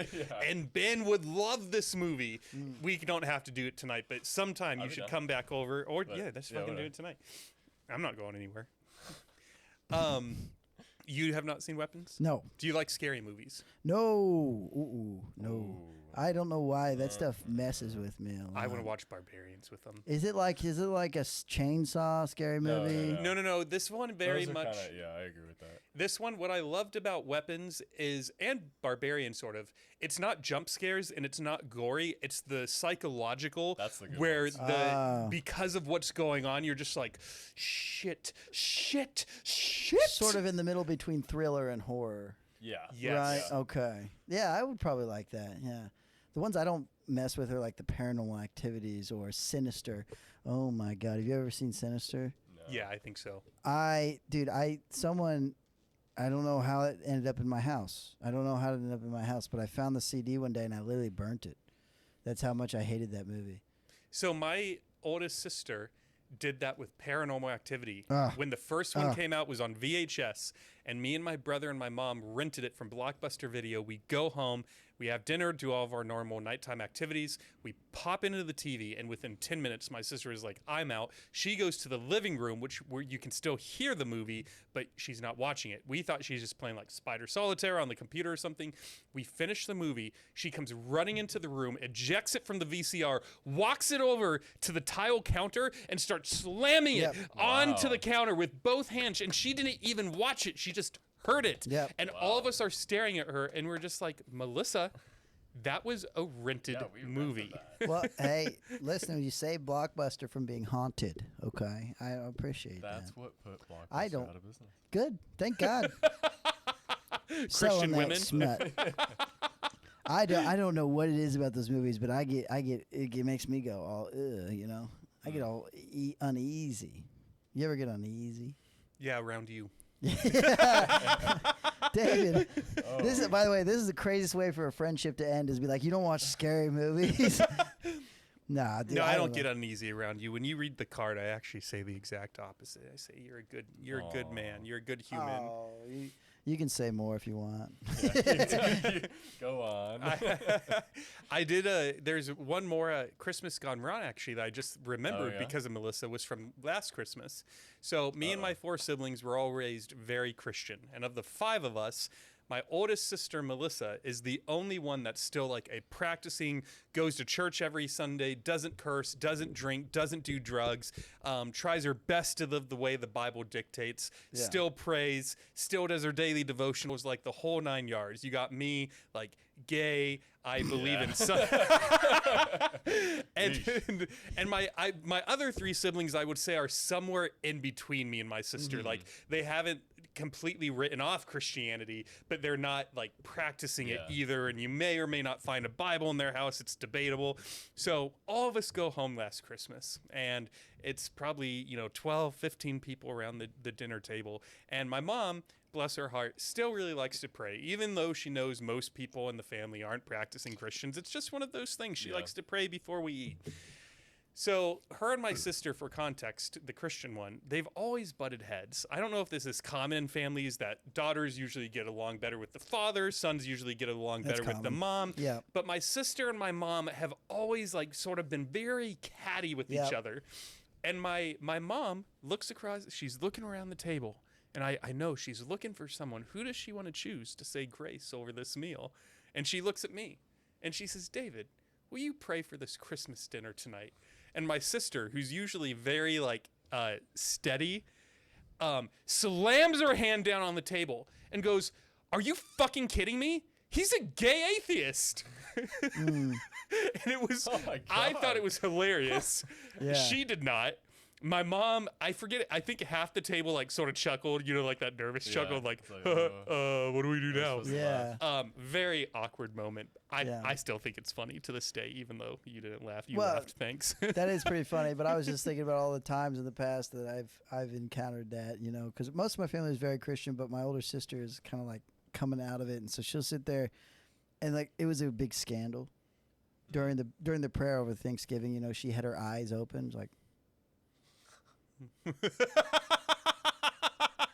Just doing that whole thing, and they were like, "Did you see Lauren was her eyes open?" And it's like, come on, chill out, But yeah, so stuff like that is very common at family gatherings, because we're all supposed to be one big family unit. That's what we were in the past, right? Because that was your echo chamber. You grew up on the prairie in Kansas or something. And it was like, well, Dad said that the sky rains when I tell it to, so that's fine. We're going to dance about it, But instead now we have these things called logic and reason, and everyone can make up their own mind. And it's the downfall of America. Anyway. No, but yeah, that's family gatherings, dude. And my mom, this is a fun story, right? Yeah. So when she was single there for a little bit, she used to always go to family gatherings, and she would drink a little bit of wine or whatever, and then she would just instinctively bring up politics. And there were politics that she didn't agree with.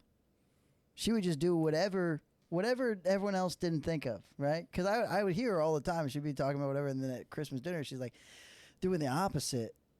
And I think the reason why is because then she gets to cause all the controversy and all this drama, and then she has a reason to be in the car going home going, my sister's a fucking bitch, Like, it's just her being like, can you believe she said that? I was like, you've said that exact same thing. Like, I don't know. I don't know what's funny about that, but to me, it's really funny if someone being like trying to create an excuse to just be mean, That is what's weird about family is like even today, like 45 minutes before you guys got here, the Christmas music was going. I was starting to smell the duck and all the other food. And I had this moment where I really miss my family. And I almost called them, but then I was like, no, I don't have time for that right now. And I always look forward to Christmas. Mm-hmm. And then I fly home and we get in a fight. I get back on a plane. And I leave in a rage. Yeah. And then within a month, I'm like, oh, I miss those guys. I know. It's so weird. It's so weird, but like there's like, and I tell my older sister this all the time because she's not talking with my mom, and there's like this whole issue and everything. It's like whenever you don't have a good relationship with your parent, that is a thing that sticks with you forever. Yeah. I don't know what it is exactly. Like I've had friends that I've fallen out with, and I don't lose sleep over it. Mm-hmm. I've had friends where I go, I remember being really good friends with them, but whatever. But for whatever reason, like we are biologically wired that if our mom or our dad doesn't approve of what we're doing or yada yada yada, it makes us, uneasy. And there's knot inside us we can't undone. Yeah, I think it makes sense because it's like you can get new friends. But they're with you for the rest of your life. Yeah, you're kind of tied forever. Yeah, and so I think exactly what a lot of people should do is find a way to not let your parents, if they are an issue, control your life or cause you more pain or whatever. But also, you can't harbor any negative feelings toward them. You got to realize that they're just, at the end of the day, they're just children like you are. And that's a pretty lame thing to say, but it saves a lot of people from 20 years of being like, my mom's a fucking bitch. 20 years of being like, my dad's such a douche. I don't know. I've just gone into such a philosophical mindset of being like, nothing matters and everybody should just be okay with the way that people are. And that's not 100% right, but it makes me sleep at night. So. Yeah. Because I'm similar. Well, yeah, were you like a very opinionated kid? I wouldn't say opinionated, but there was definitely like a time where I was like, I'm just much happier if I don't care as much about some of these things. Right. Yeah. Yeah, exactly. Because that's a mature thing to do. Just realize like, look, people are just going to be who they're going to be. Yeah. And what it really does is it teaches you how to be independent. Mm-hmm. Don't you? One of my least favorite things about people is whenever they just people in general, on the Christmas episode one of my least favorite things about people. Well, Let's go. if I might indulge a little bit, one of my least favorite things about people is whenever they rely so much on other people for their own happiness. And we all do that because we're social creatures or everything. And that's I feel like it's more of just like a consequence that's nice. But some people, like, if so-and-so is mean to them, their whole week is ruined. Mm-hmm. And that, to me, is a very immature way to be about your life. Well, either way, you should be able to, like, recognize the fact that, yeah, that person said a mean thing, but also, like, I don't want to. Just doesn't matter. That shouldn't make me lose sleep. And nobody does that. 0 people do that. I remember one time I got in a road rage incident where I was, like, flipping this guy off or anything. Yeah. And then I went home and I was like, I just slipped it off. And I remembered a story about my dad getting in a road rage incident and talking about it for literally 2 weeks. Yeah. It's like that guy on I-35. It's crazy. I'm like, we can't still be talking about this, you know? But, yeah. So I guess to synopsis, what I said is stop being a young, insolent child and get over your bullshit. That's what I would say. I'm not speaking to you directly. I know I was making eye contact with you. You were making hardcore eye contact. Can I ask you, did you ever talk to your dad? No. You didn't talk to him? He never called? So on Nick's episode, it came up that me and my dad haven't talked in 14 years. Long story short, yeah. he told my mom back in May he's going to make contact with me before the end of the year. And here we are on December 13th, and he has not called yet. I know it's not really December 13th, but for the sake of the audience, it's December 13th. Mm-hmm. Your birthday is in 16 days. Happy birthday. And Close, but yeah. 17 Close. days? Is it the 30th? December 31st, yeah. 31st. Yeah. I'm sorry. I'm so offended. And, all right. But anyway, but Nick told me that he thinks I should take the call because I told him I've had these many months to think about, am I going to take the call? Am I not going to take the call? If I do take the call and it's just small talk and he's like, how's Austin? How's the weather? What have you been doing the last 14 years? Which is very funny to me. How's the weather down there? Yeah, you see how the Jets are doing these days? You know. All right, see you in another 35 years. But then Nick, in what he thought was a joke, brought up something that has been on my mind even more than the autism. Is when we were at NAR bar, where the gay autistic retard black people go. We were talking about the potential phone call, and Nick said, "So your dad doesn't know that you're gay?" And I said, "No." And he was like, "This is going to be a very dark joke. But what if your dad asks you, like, do you have a girlfriend?" And you tell him, "No, I'm actually gay." And then he's like, "You know what? Maybe we shouldn't talk for another 14 years." And that has actually been on my mind quite a bit. Yeah. And now I'm leaning towards not taking the call because he is a very old white Christian. And I think there's a reason we haven't talked for the next 14 years. And I'm at peace if we don't talk again until the day he dies. May I interject? Yes. I think you need to know, though. What? You need to know that he said no. He already has. We haven't talked in 14 Right, years. but if Why do I need that again? A second time? I'm happy right now. You don't know that it's because you're gay, you know? Well, no, because he doesn't. Well, I think he knows because he's my dad. And he's asked around. But he's never. Yeah. I don't know. I still think it's a better thing to, and this isn't fair to you at all. It's not fair to you because you are in the right here completely. He has wronged you. You've done nothing wrong. But if we're done to talk about Christmas, we're going to talk about true forgiveness, right? I'm just saying, it's the right thing for you to be, because I know I've only known you for like 4 or 5 months, right? But you are such an organized and strong-willed individual. I think you can handle this. And it will be a lot of pride if you can go through this conversation. In the worst case scenario, take all the flack, take all the negative emotion, and go, you know what? I survived that. And now I know for sure. 100% in fact. Instead of having this thought lingering around in your brain for the rest of your years being like, yeah, I never talked to my dad. I don't know my dad. That's very funny. That's very funny to do in the middle of me.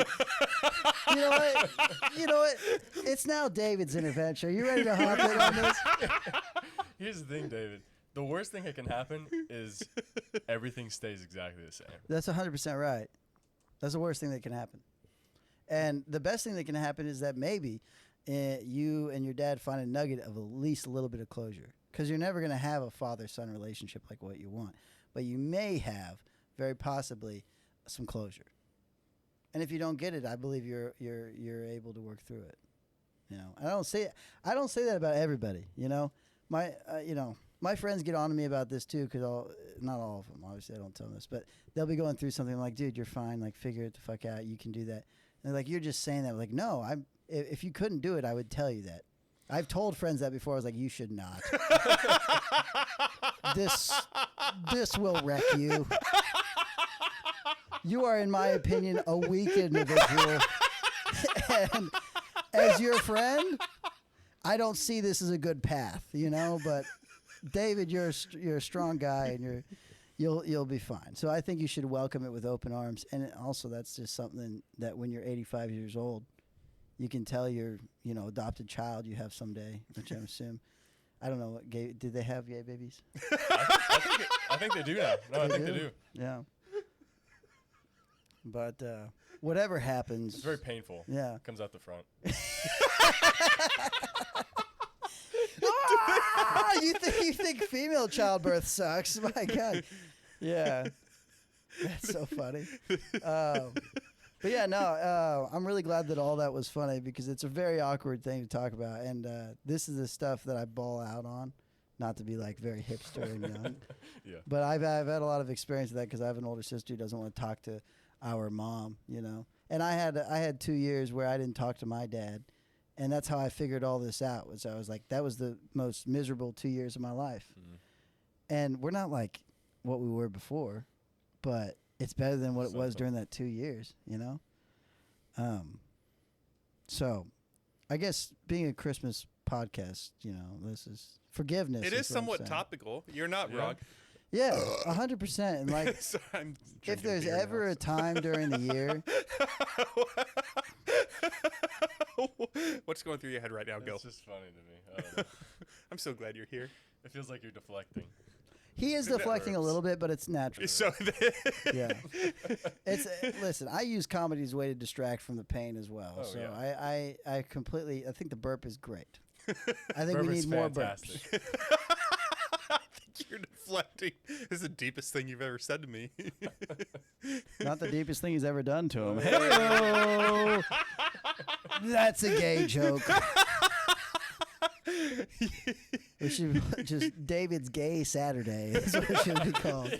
You know, actually, since we were talking about interventions earlier, I forget how this came up, but I was joking around with someone that I'm going to make a spin-off show called David's Friday Night Relapse. This is when I become gay on Fridays.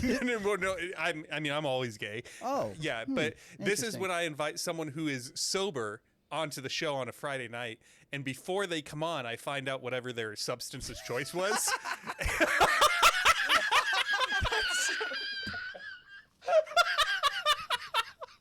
And I see if I can break them before the episode's over to get back into whatever their substance was. That's David's Friday Night Relapse. David's like, wow, And this then is the like a couple months later, you bring them onto the Saturday night show. no, dude. It'd be a surprising thing. Like it'd be like, well, this is the first we've ever had on twice on the Friday show. This is crazy. Most of them just die. That is so funny, dude. Be like, hey, yeah, this is the Relapse podcast. Well, we're gonna exploit you and your problems. You know, that's beautiful. That is so funny, David. You're a very funny guy. Thank you. You're very gay, very funny. We like both of those things. This isn't. Were you going to say something? I heard you take a breath. No, I was just breathing. Okay. So Nick, one thing he also did during his episode that I was very appreciative of. How long ago was this? Like yesterday. Yesterday. It's not even out yet. Yeah. Okay, This is yeah. actually a little crazy that there's someone on a second time, and your first episode It's not even hasn't. In fact, this one might come out before your. Before the other one? I'll have to look at my calendar. I might need to fix that. It's so funny too, because like the first one was really, really fun, and I had a great time, and I was like, oh, when's that one gonna come out? And he's like, I don't know. No, that's We'll not what I see. said. I was like, did I bomb? I didn't know I bombed on that episode. I said I didn't know because I didn't know how many episodes I had in the Right, backlog. right. But no, I'll release yours like the first week of December, and then I'll release this one or something. I don't know. I'll have to figure it out. One thing new, actually, that I thought you'd both think was interesting, and I'd like your take on, is that form you had to fill out before you came on the show? Yeah. So something I just started was I added 3 new boxes, and the first one says something like, "Who knows you better than anyone else in the world? I would appreciate a chance to talk to them so I can paint a better picture of who you are before you come on the show." The next box says, "What is your relationship to them?" Next box says, "May I contact them? If yes, provide me their contact information." So this last week, I got to talk with the husband of one of my guests and the best friend of one of my other guests before they came on the podcast, and I have never felt more ready for an episode. Really? That's really cool. I think that's fun. Did you call my people? No, because I just started this. Oh. Your people. Yeah, I called your grandpa. Dude, he would be like, huh? What? David Saturday? What? Let me tell you about what's going on in Fox News today. David, did you know that I got 40 train photos? What's going on with your legs? This is Grandpa. Huh? Nah. He may think he knows about corn. He don't know shit about corn. You know, I say, if you want someone to do corn, well, I don't want to be on your podcast, but I would know a little bit, you know. That's my Gramps. He's a good guy. Autistic and fun. Yeah, I think the legs was the autism. Yeah, no, he's just got something. He's got something. We don't know what he It's has. just something. He's got something. He's got something. But you got tears in your eyes. This has been a good pod. I have been laughing so hard for this entire thing, even though we have this fucking blurry-ass camera.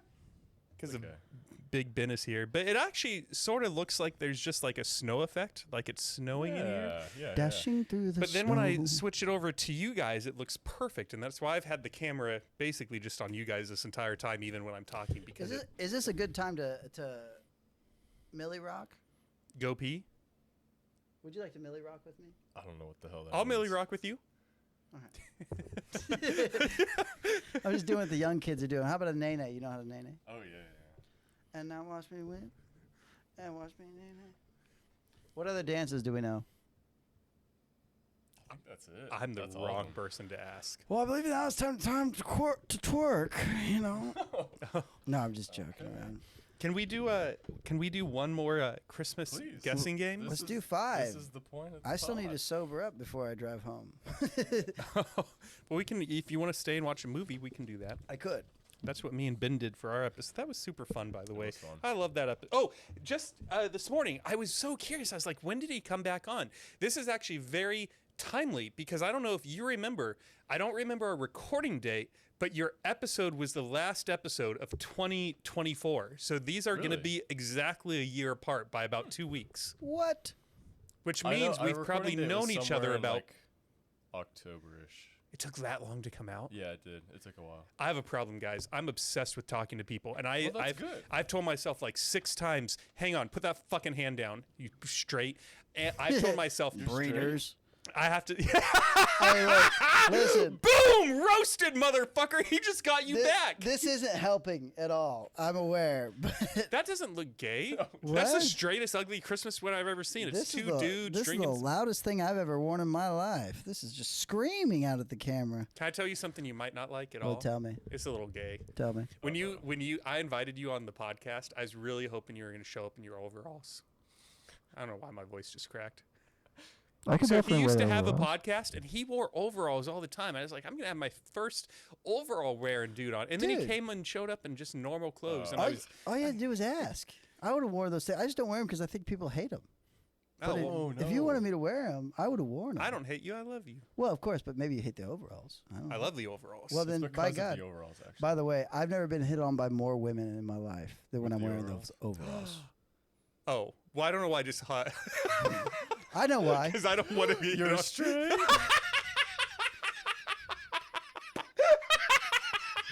But I was raising my hand earlier because yeah. you were talking about his podcast coming out and the issues that are with it. I was like, you're telling me this guy has a problem with coming out?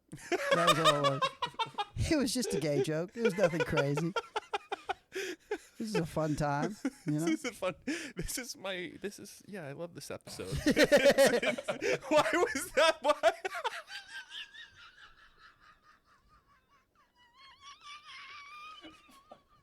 At this point, I'm just laughing at you.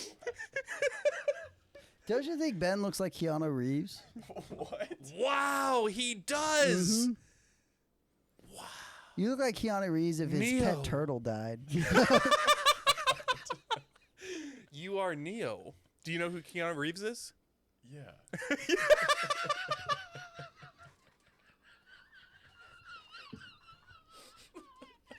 I don't know who Neo is.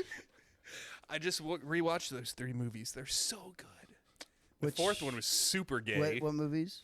The Matrix. Oh, Neo. Good movies. I like them. All right. Christmas movies. The death of Christmas movies. Yeah, that's true. That's true. They I don't think they had Christmas trees in Zion. But, see, I watch movies, bitch. Yeah. Rude. But, all right, what do you got for us? All right. This is going to sound like a lot, but I think even easier than the movies, we're going to blow through this pretty quick. These are the top. And let's make this one a competition. Okay. So Okay. you guys Okay. are going to take turns guessing, okay? Okay. And we are going to like guess the top 20 Christmas songs played specifically on Oh. Spotify. Okay? Ooh, So that's how are we going to interesting. determine who gets to guess first? Because that person obviously has a small advantage. You got me. Ben's going first. Top 20 Christmas songs played on Spotify. See, Spotify is interesting because I think it was radio. It'd be different.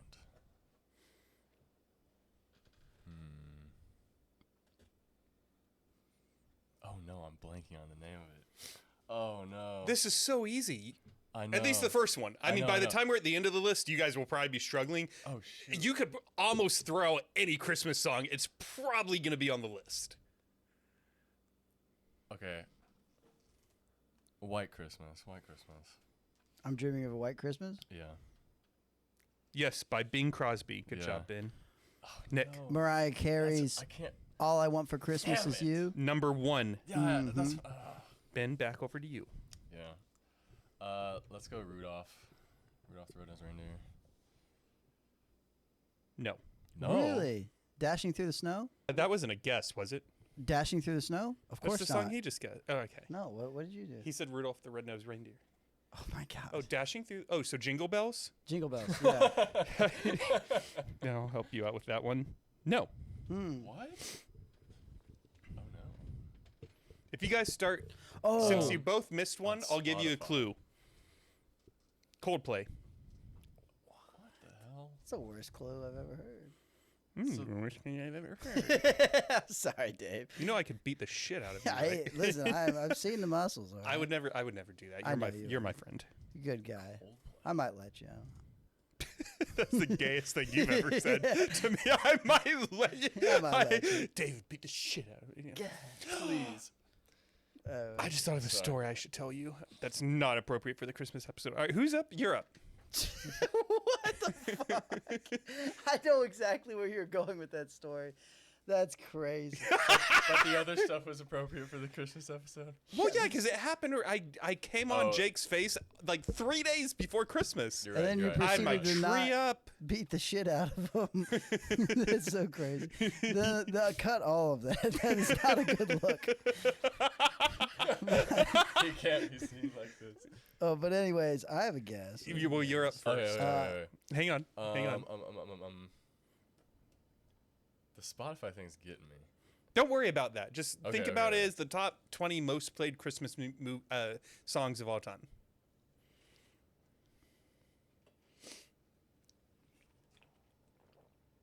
Oh no. I'm gonna have to pass. You're passing? I'm passing. Nick. Last Christmas, I gave you my heart. Yes. The very next day, By You gave Wham. it away. Okay. Are you okay with me giving him another bad clue? of course, yeah. Sam Smith. Well, of course, that's a great the 12 clue. Days of Christmas. The 12. That is my favorite song, and it is not on the list. You want a quick trivia question? Yeah. That's not song related? Okay, sure. In total, in the song The 12 Days of Christmas, how many gifts are given? Going top to bottom. No, total. Well, okay, so they do the song 1, 2, 1, 2, 3, 1, 2, 3, 4. Are you counting that? Yes. Okay, right. So it's math. factorial essentially. It's a math question. It's like an addition factorial. Because on day 1, he gave 1. On day 2, he gave 3. Yeah, on day yeah, 3, yeah. he gave 6. 78. No, you're way under. I'm trying to think. You have to think if by day 3 he's... Oh, because he's giving all. Day 1, he gave 1. Day 2, he gave 3, because on the first day of Christmas, I gave this. On the second day of Christmas, I gave this, so that's 3. Oh, so it's in the first 2 days I was only, he thinking, gave like, total, 4. Total, he gave 78 presents. That is what we're talking about. Total. Yes. Let me do the math. But total in the song, as in how many presents were said, not how many. Oh, well, he it's gave. 12. Well, yeah, if that's the answer, it'd be 12. But it's obviously like 1 plus 2, 3 plus 4, or 3 plus 3. 4. He's not way off, because on day I know 1, what he you're gave saying. 1. Day 2, he gave 3. But I don't think I'm wrong. No, day 2, he gave 2. Why would Oh, he give- actually, 12 plus 11 would be 23, plus 10 would be 33, plus 9 would be 42, plus 8 would be 50, 57, 63, I'm gonna go with 68, 105. 72, 75. Oh, you're right. I know. From that perspective, That's what I'm saying. you We're are thinking not about it wrong. From different What? perspectives. Yes. What? So he's saying, let's say they gave all 12 gifts in one day. Yeah. So I'm giving you 1 popper and a pear tree. I'm giving you 10 swans swaying or whatever. It is 78. But what I'm asking is what you're thinking about, which is what Yes. I'm really Yeah. asking, which is how many gifts were really given between all 12 days. Right. So it's just 1 to 12. So it's See, I was thinking about it wrong because 3, he does give all the 6, gifts every. He gives them multiple 10, times. Yes. 15, 21, 28, That's a lot of math. I'll let you do it. 36, 45, 55, 66, 78. Yeah. Oh, he went the same route you did. Yeah, he did. Is that not the right route? No. Apparently not. It's 364. How? Oh, because it's like Because on day 1, he gave 1. so. Then, On and then day it goes back 12, down. the math you're doing is what he gave on day 12. So it's 364, which is But did he interesting. actually give that on He- day 12, or are they just like recounting what they already have? Well, because if we're talking about the days, like the actual days, Yeah. he's right about 78. By the way, great math. Yeah, that's quick. Great. Yeah, you did come up with that. Did quick. you already are know that? smart. No, it's Your because son is going to be so dumb. well, there's Son, 12. you're There's retarded. 12. So you just take the highest and the lowest, you add them together. That's 13, and you have it. So it's 13 times 6. Oh, yeah, that's good math. Yeah, 13 times 6. Whoa, 60 what? What are you 60 even plus talking 18. about? Yeah, that's math Because right there. 12 plus 1 is 13. 11 Yes. plus 2 is 13. And there's Yeah, yeah, 6 yeah. of those pairs. That's the shortcut. I was doing it the long way. You're a wizard. Yeah, I know. actually- That's you know what what's I'm saying. My crazy? kid's gonna be smart. I actually learned No, that somewhere you're along the way and I smart. forgot. You're right. Damn it. You're smart. I'm drunk. When your kid is born, you know how I was able to follow you? He won't be able to do that. He's going to be like, pears? Like the won't fruit? even What be are able you to talking speak. about, Daddy? Well, he won't say that gay. Yeah, but that was a little. what are Well, you maybe talking he will. about, Dad? Father, He's gonna be like, 6 pears? son, from the eyes of Descartes, do you really think that this is the appropriate way Yeah, to that's what it's act? gonna be like. And he's going, who's Descartes? And you're like, go to your room. I'm going to beat you later. Yeah. I would never do. You would never do it on camera. You want to spank your kid? I would. Ben, by the way, this is your domestic violence intervention. Why did this You got become me. your God damn. intervention? I don't You're such a know. good On person. Christmas. I You're just- such a good person. This I'm is so on me. good. You have to come up with stuff that I'm doing. Yeah, exactly. This is my fault. I found a great fellow like Ben, and I was like, you know what? Let's just tear him down. I told you guys would be a You good can't pair. handle it. Yes, Shame I, on I me. warned you. You warned me. You're gonna have a lot of fun. Literally, while we were didn't tell waiting me. for you, I was like, "You and Nick you're gonna be like a great duo. Like of all the 2 people of the 12 I invited that could have said yes, I'm so happy it was you 2." What would you have done if there was 12? We'd have to the camera. They all show up at the same time. Well, that's sort of why I was telling Ben there is so much food because I was like, I'm either gonna have just the right amount of food if like 5 or 6 people show up. If 1 or 2 people show up, there's gonna be way too much food, and if all 12 show up, we're gonna be ordering pizzas. You would have to have people hanging up like a bat, upside Well, down. no, what we would have done is there would have been a 4th mic right there, and they wouldn't have been on camera, and they would have just got like little 10-minute spots or something. Nice. I would have never relinquished my camera time. Well, no, you're Nick Hartley yeah, No, that's a very and Ben self-aggrandizing Taylor. thing I to almost say. said Ben Barnes, but you're not him. close. Yeah. But yeah, to answer your song thing, Oh yeah. Oh yeah, the songs. songs. You've got a Whose was total it? of 1, 2, 3. So we have 17 to go. And your 2 clues that you've been given Terrible is clues. Coldplay and Sam Smith. Coldplay. I couldn't name a single Coldplay song. I can name all the Coldplay songs except for the one he's wanting, I think. Do you want me to give you all the artists? Yeah, give us some Yeah, artists. yeah. Michael Bublé. Oh my Speed round. God. Whoever can get it first. Michael Bublé. What's the name of the song though? I'm dreaming of a white Christmas. That is not No. what I'm humming. Everywhere you Oh, you just go. I had it and you That just is started not singing the that song at the though. table. That's not the name of the song. He's singing the lyrics.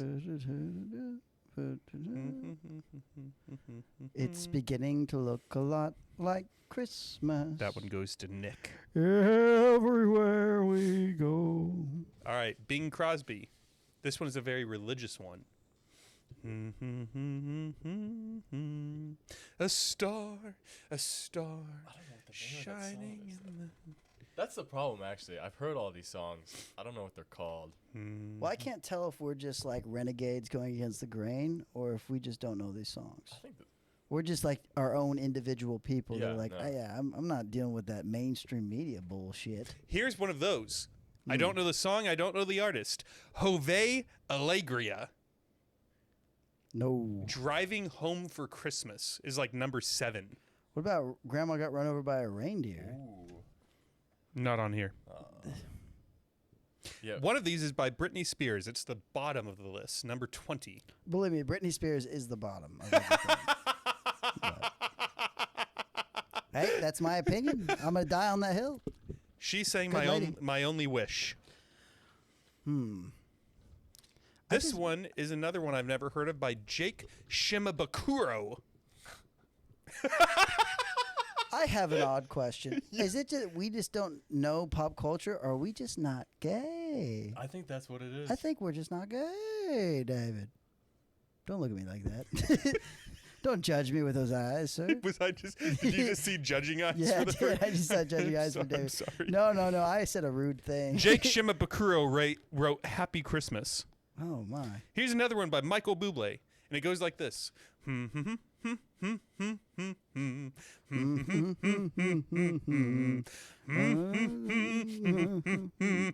Holly Jolly Christmas. What? A Holly Jolly You got it! Christmas. Oh, said it first. fuck. Shit. Yep. This one I don't know. It's by Christina Perry. How's it go? I just said I don't know it. Fucker. Merry Christmas, Darling. We'll take that one off. This one is by Bing Crosby, and it goes... Oh, shoot. I thought you're about to like belt it out. I was going to. Oh, this one's on here twice. It's also by Pentatonics. Oh. I Pentatonic. should know that one. Oh, what did they sing? I mean, they've sung all of them probably, but Bear with us for 1 Silent second. night, no, holy night. that's not gonna be the top though. Hang on. I'm going to play you... Silver bells? Hey, I'm cheating. is this allowed? No, it's not. But Put I'm that cheating. away, bitch. Okay. I'm trying to find you a non... I don't know if he showed you, but he has a sword. Oh. Winter Wonderland is it. Walking in a winter wonderland. All right, now this one. I don't even know what the score is right now, but I feel like we're both losing. Yeah. All right, Sam Smith. David's winning. Yeah, that sounds interesting. I said it first. Merry Little Christmas. Victory is I just don't mine. like the word bow. You know what a Nice. bow is, right? Yes, a bush. No. Oh my It's God. two different things. It's both nodding down and a bow. It's also like the front of a ship. It's a friend of a shit. It's the front of a ship. All right, here's one more. Can I see the lyrics? No. I only found out about Ariana Grande after she started dating Pete Davidson, so I really am Really? lost on. Yeah, I had Wow. no idea who this person was, and I watched Disney as a kid. Yeah. You know what celebrity I think is really attractive? Hmm. That and this, my friends hate this about me because they're Okay. all like, "He's such a douchebag." Machine Gun Kelly, Colson Baker. Machine Gun Kelly. That guy? I guess. Yeah, that guy. I would never have children with that man. I mean, Well, that's because you're straight, Hmm. both of you. Well, but even if I was gay, I would never want to have a child with him. Why? That's a bad role model. Why? I don't want my kid's father wearing pink all the time. That's it. What's your reason? I'm Say it. straight. I don't know. I guess the more I think about it. Well, he's advocating for gun violence. I'm not okay with that either. Why are we killing Yeah. all these Kellys with machine guns? That's what I want to know. You know what's funny is about 2 years ago, when I got to Texas, I didn't realize how easy it was to buy a gun, so I bought one. Really? Just for fun. Yeah. Well, no, I had a reason for it. Okay. I took a picture of me naked holding it, and I use it for my Grinder picture. I was gonna Yeah, say I was gonna that's say, a ever great send photo. it to everybody. ever since it's been up, no one will talk to me. What? Well, I mean, there's All these little poofdas who are like, "Oh, we're against guns. We're against guns." You know why I'm single? Because all gays are pussies. yeah. Hey, brother, no one's on that trail but me. All right. Listen, this is why me and David are friends. Gay men used to be men back in the days. Now they see a gun and they're like, "Oh!" They were just out there with their fucking Carhartt dildos and their DeWalt butt plugs, and they were being men. Damn it! But now they're just. I care about women's rights. We're men. Damn it! Sorry, I went too far. No, you didn't. I You was didn't having go fun. far enough. Keep going, Keep going. Listen. Back in the old days, you had to be a man. You know, these people In the wanted to. 1900s? In the 1900s, they couldn't want tell to you. string you up for being gay. So what did you do? You raised a family like a gay man does, and you went off and had sexual advances with like a club, like a normal fella. And then you went home and you told your children that it's bad to be gay. That's the America I grew up in. Damn it. I'm upset now. I have nothing against the gays, but I like when they like good family values. I don't know, dude. You guys should have told me to keep going. I was just riffing, dude. You should allow me to riff when I'm. One of my buddies, John, asked me recently, he's like, "Why do you have?" He's like, "I feel like every other episode is a comedian. Why?" And I'm like, "Because of this. Do you listen to them? This is gold, right? Well, maybe bronze, but this is wonderful." You want to know something funny? My Yeah. buddy Steve, right? Steve? I asked him one time. The gay dildo, Steve. Yeah, the guy that's not really his name, Stephen Yates. You know that guy? Yeah. But I asked him one time because I was like 17 at this time. We'd been friends for a long time, and I was just curious. I go, Steve, this is like out of my realm. Like, but what is it that you find attractive about a man? Because I don't have any way to understand that.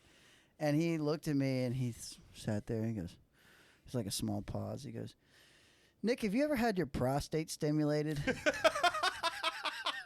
And I was like, Steve, that's the last answer I wanted to hear. That is the last answer.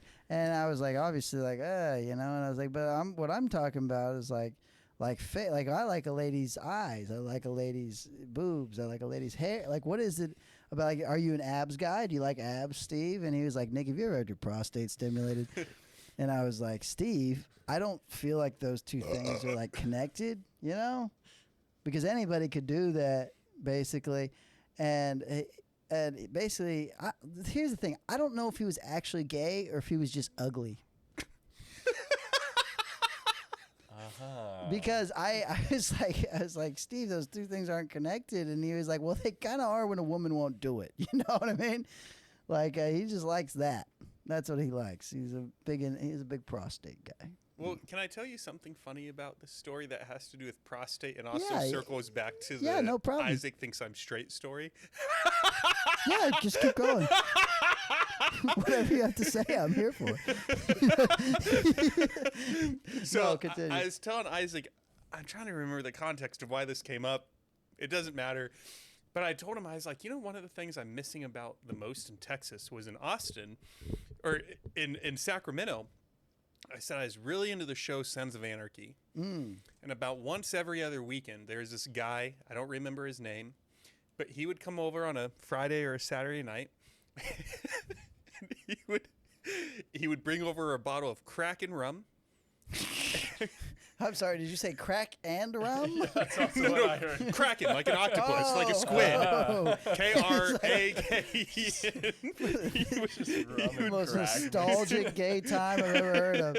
He'd bring over a bottle of rum and some Dr. Pepper, and he'd show up and he'd mix me a little cocktail, and then we'd head over. Heyo. He'd head over to my room. We'd both go to my room, and I would turn on an episode of Sons of Anarchy. You guys know this show? Oh, yeah. Or you know about it? Oh, yeah.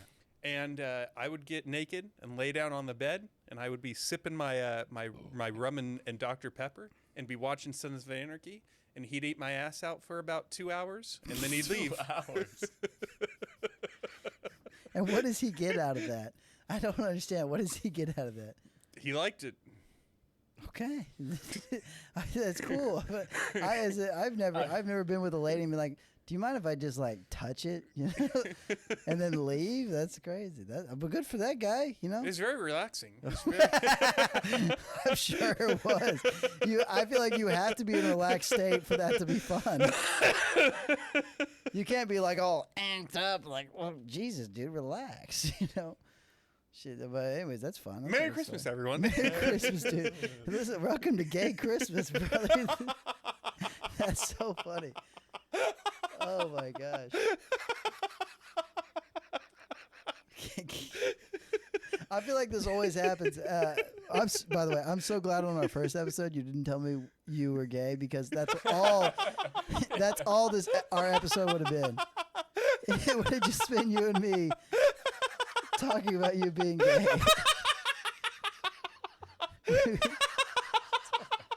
This is the whole episode. It would have just been me being like, what? Huh? Yeah. Really? I don't care. I don't mind. I'm a good guy, And you'd have been laughing like that the whole time. And it would have been, nobody would listen to it. Not a soul. And by the way, do you know how happy I am that you watch Sons of Anarchy instead of Duck Dynasty? You know what I mean? You know how sad I would be if knowing that one of my favorite shows, you guys were just getting your asshole licked out to it. Just watching Christian values go out the window. But I told Isaac this, and he was like, why? There is nothing about the show Sons of Anarchy sexy. And I was like, but that's what I was watching. Because they're just men. At the time. Yeah. And he was like, what? I was like, it was what was on TV. Well, I have a theory, right? if I may indulge. Like, how everyone's talking about all these, these women that like these bad boys or whatever. Yeah. And they're like, why do they like these people that are really bad for them or whatever? I think men do the same thing with women. They like the gold digger kind of big tit, very dumb lady that's like doesn't think much. And women like the same thing. They like the kind of I'm a dumb, rough man. I don't know much about anything. Like everyone likes those stereotypes. And so like, I feel like gay guys are the same way. We're like, oh, that's a man, that's a guy who's going to say what he thinks and it's going to be politically incorrect. And damn it, he's just going to say whatever, and that Sons of Anarchy. If I was a gay guy, man, they're riding motorcycles. They got the leather. They're showing a lot of skin. I mean, shit fire, man. I'd be all over that. Shit fire, dude. If I was a homosexual, Lord, I'd be on Sons of Anarchy. Be like, you're gonna need to leave the room. I mean, most of the guys. That's why I watch Sex in the City. Or Grey's Anatomy, dude. No, I'm just kidding. You're finally crying. Am I the only one not crying? I want to cry. Let's cry Or maybe you together. have, well, not crying, but like tears of joy. Let it out, Ben. Yeah, I You're in was a just safe thinking back to space. when you guys were. You're in a safe gay Have you ever- space. If there ever is such a thing. If you could call that safety. Amen, brother. No, I'm just kidding. Is there ever a show that you've watched? Is your girlfriend going to listen to this episode? Possibly. All right, that's okay. Is there ever been a show that you watched because there is like a female archetype of some sort that you found intriguing? No. You're so healthy. Well, yeah, I guess. Sorry. You don't have to apologize. I I'm just not find this. actually You don't apologizing. have any vices. You know, you've never. If watched- the thing is, if I'm gonna watch a movie or TV show, I'm like sitting down to watch the movie or TV show, and it's gonna Yeah. be a good movie or TV show. Yeah, so was I. Just had my ass getting ate out while I was watching it. Yeah. So funny. That's such a funny story, dude. If you ever did stand up, you got to tell that story. I would never encourage someone to do stand up. In fact, I tell people to stop doing stand up all the time. I say it's not worth it. Go have a job. Be a I'd normal rather guy. have the difference, I think, even though I've never done comedy officially, the difference I think is that it's one thing to be in here with two of my friends. True. We're Oh, drinking it's some totally whiskey, different, and yeah. you know, we just had dinner before we started, and my precious dog is asleep and going through a REM cycle and doing a weird eye thing, and telling you guys stories that make us laugh to the point of tears. Yeah. And if we bomb, it's Who just gives a like doesn't fuck, matter. yeah. it Move doesn't on. matter. You know, it's just we just go on to the next subject.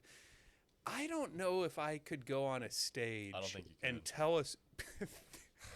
Thanks. I'm coming to you as a friend. I'm saying that would wreck you. As a friend? Talk to your dad, but don't ever go on stage. Or we'd find you hanging from a ceiling fan or some shit. No, that's too far. That's too far. Way too far. Yeah. Can you cut this? Halfway through speaking, I was like, this is not a good thing to be saying out loud. So, okie But- dokie, how many reindeer pull Santa's sleigh? 9. 9. You got it. How many reindeer pulls Santa's sleigh? No, it's 8. It's 9 if you include Rudolph. Yeah, well, that's why I said 9. Oh, I thought you said 5. You saying Rudolph isn't a reindeer? No, he's just a little beta cuck reindeer. He's not. Yeah, but seriously, can you cut that? What I I'll just I'll did? cut that out. Thank you so much, dude. That was the funniest thing to us at the time, but it's just sad. I find it a little funny, but yeah. Thank you. It's logically insane. I couldn't laugh. He told me not to laugh, so I couldn't Yeah, laugh. don't laugh. I laughed when I I'll, heard. Ben, I'll be so mad. I'm not. If you laugh, I'll be so mad. Ben, I'm serious. No, I'm This not. is a serious podcast from here on out. I'll leave. I'm sorry. I thought we were having fun. We're having fun. This is a sad moment. This is a sad moment. I'm too drunk, What's guys. the next question? Ben's like, get me the fuck out of here. That's great. Here's a fun one. Well, by fun I mean not obvious in the answer. Which U.S. state was the first to officially recognize Christmas as a holiday? Oh, the first state. So You this might is- know it. Delaware. Yeah, this is going to be in 1880. Pennsylvania. No. It's in the middle of America. It's either Missouri, Kansas, or Iowa. I can't No. remember which one. It's not in the middle of America? I don't know where it is, but it's not Missouri, Kansas, or Iowa. You don't know where But it it's middle is? America, right? Don't you have the answer? Well, I have the answer, but that doesn't mean I know where it is. Oh. Do you think I have the location of all 50 states memorized? Yeah, I would think so. At least generally. I know where Texas is, New Mexico, Arizona, California, Nevada, New York, Oregon, Washington, Florida, the Carolinas, and that's about it. Okay, so I feel like I know the. Is it? It's a southern state. Yeah. Is Alabama. it Kentucky? You got it. Oh. I mean, I knew that. I was just giving you a chance. By the way, that's on the East Coast. If you need to know, No, I didn't. it's East Coast. Yeah, Alabama's on the East Coast. Yeah, it's Florida, Alabama. Above that is South mean, Carolina, North Carolina. I wouldn't consider it East Coast. It's like South Coast. What are you talking about? Wait, It's in the Gulf. Alabama? Yeah, it's Yeah. right by Mississippi. Yeah. That's on the East Coast. I don't think That's so. like 3 hours away from the East Coast, from like the ocean. Well, What do you consider? What's the if the cutoff? state is touching the East Coast. Oh, so the Alabama is is not on the East Coast, motherfucker. What are you talking about? I know. It's I not get your on. argument. Oh, I just I'm don't- saying coast. It's Yeah. not on a coast. It's not on a coast. I see the problem with my argument. However, if you grew up in Middle America, everything past Illinois is the East Coast. Everything. Everything is So the East Kentucky Coast. is an Kentucky East is the Coast East state. Coast. Yeah. Tennessee is an East Coast state. And by the way, that means that Idaho is West Coast for us. Ohio is East Coast. Amen, brother. My bad on that We're one. back on track, baby. Yeah. Yeah. Forget about that insidious thing I said earlier. Not to throw a big word at you. Very large vocabulary. But look, we're the drunker I get, the more we're going to get 50-50 with my jokes, okay? We start out 80-20. It's going to get down to 50-50. If we go even longer, it's going to be 20-80. You know? Excellent. It's going to be me just being like, okay, I'm sorry. That's most of it. But Is there another question? We actually worked through most of it. And what year Did did we? A Charlie Brown Christmas first air? 1975. You're so close. 74? No, it's 76. 77. 73. It's not in the 70s. What? Then I'm not that close. The 1, the 9, and the 24. 5 was close. You said 1975. 65? Yep. Oh, I was a decade off. Man. What famous reindeer's name starts with a V? Vixen. Vixen. Rapscallion. What is the name of the Grinch's dog? I want to think it's George. No. It's not George. I thought it was named after a president. No. Obama. Is that, why he was so mean to the dog? A couple of black jokes tonight. Ooh. Between Ooh. me, if I was a black man and If you were a black man, dude. Man, If only. do you know how cool that would be? That'd be so cool. David, I don't think we could be any better friends than if you were a black man. Because we would be that makes me sad because now I want to be black. Well, we're really close. We're like a 95 percentile. Yeah. But we'd be 100% opposite. You know what I mean? And opposites attract. He might want me to bleep this I out, don't- but his grandpa's racist. Yes, he is. And no, don't believe that out. I won't bleep that out. That man needs to pay for his sins.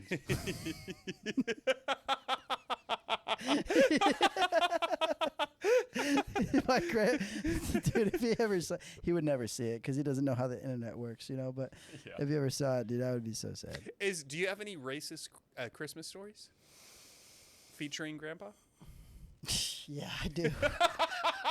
I just remembered one. Excuse me. One time, so I like a little 22-inch TV. I forget what the actual dimension was, but it was like a small TV. We were having Christmas at my grandparents' house.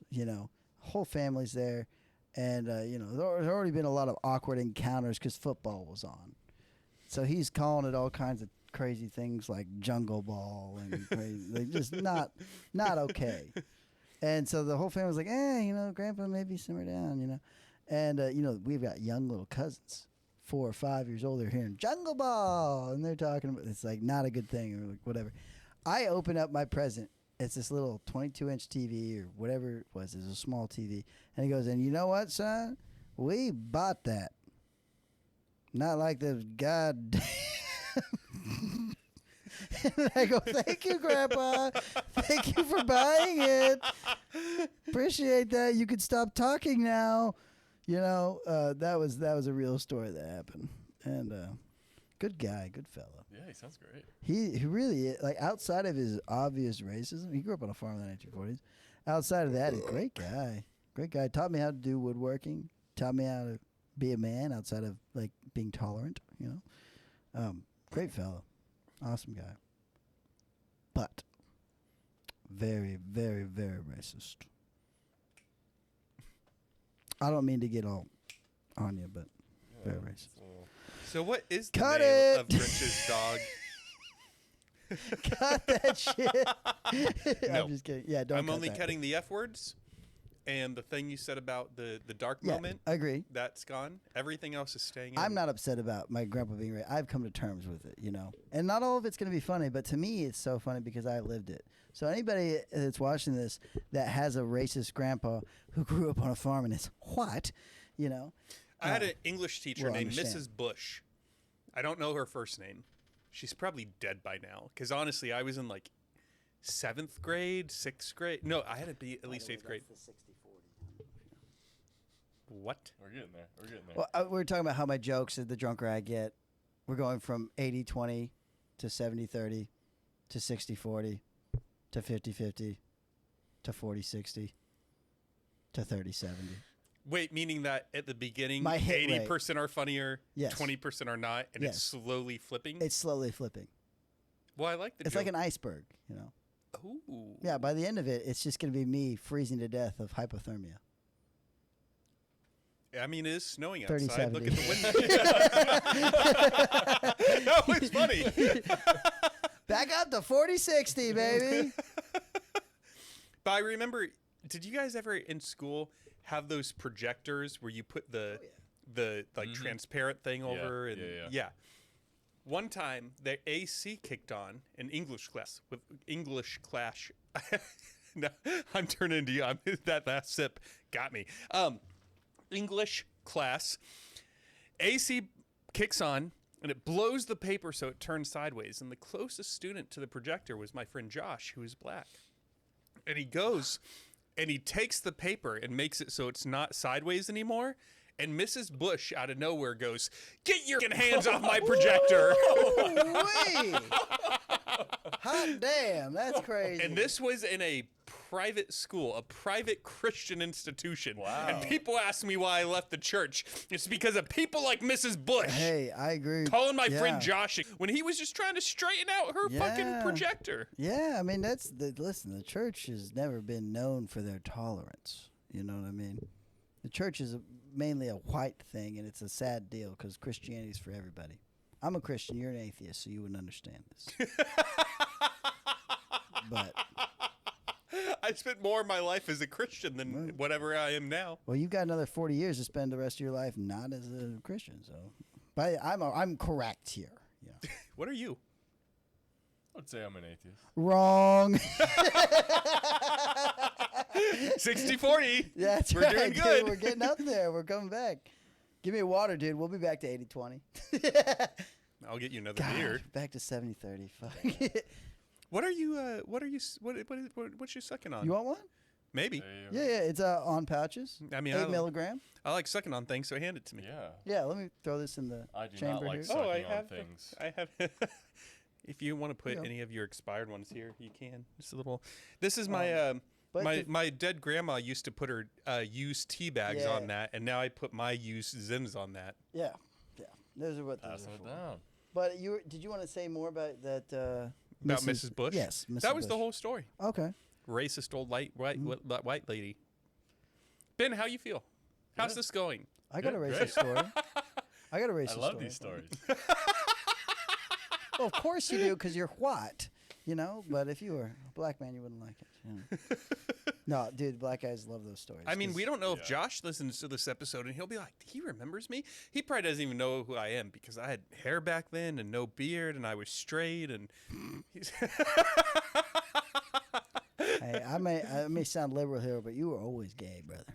I was in the closet. You were in the closet. By I the way, was looking at Josh. I was like, Josh, you fucking fix that projector, motherfucker. God, man. By God. Yeah. Whoa, I would delete that. I was just thinking about the YouTube arbiters watching that. Going, look, they're laughing pretty hard, but. Wee. Yeah. I don't know. The Christmas episode that got me canceled. Christmas gone wrong. I think that's your Christmas story. But I like to joke about race because I think it's I think it's 2025, and yeah, I'm not somebody who can be talking about this stuff, but I have a pretty unique perspective, you know.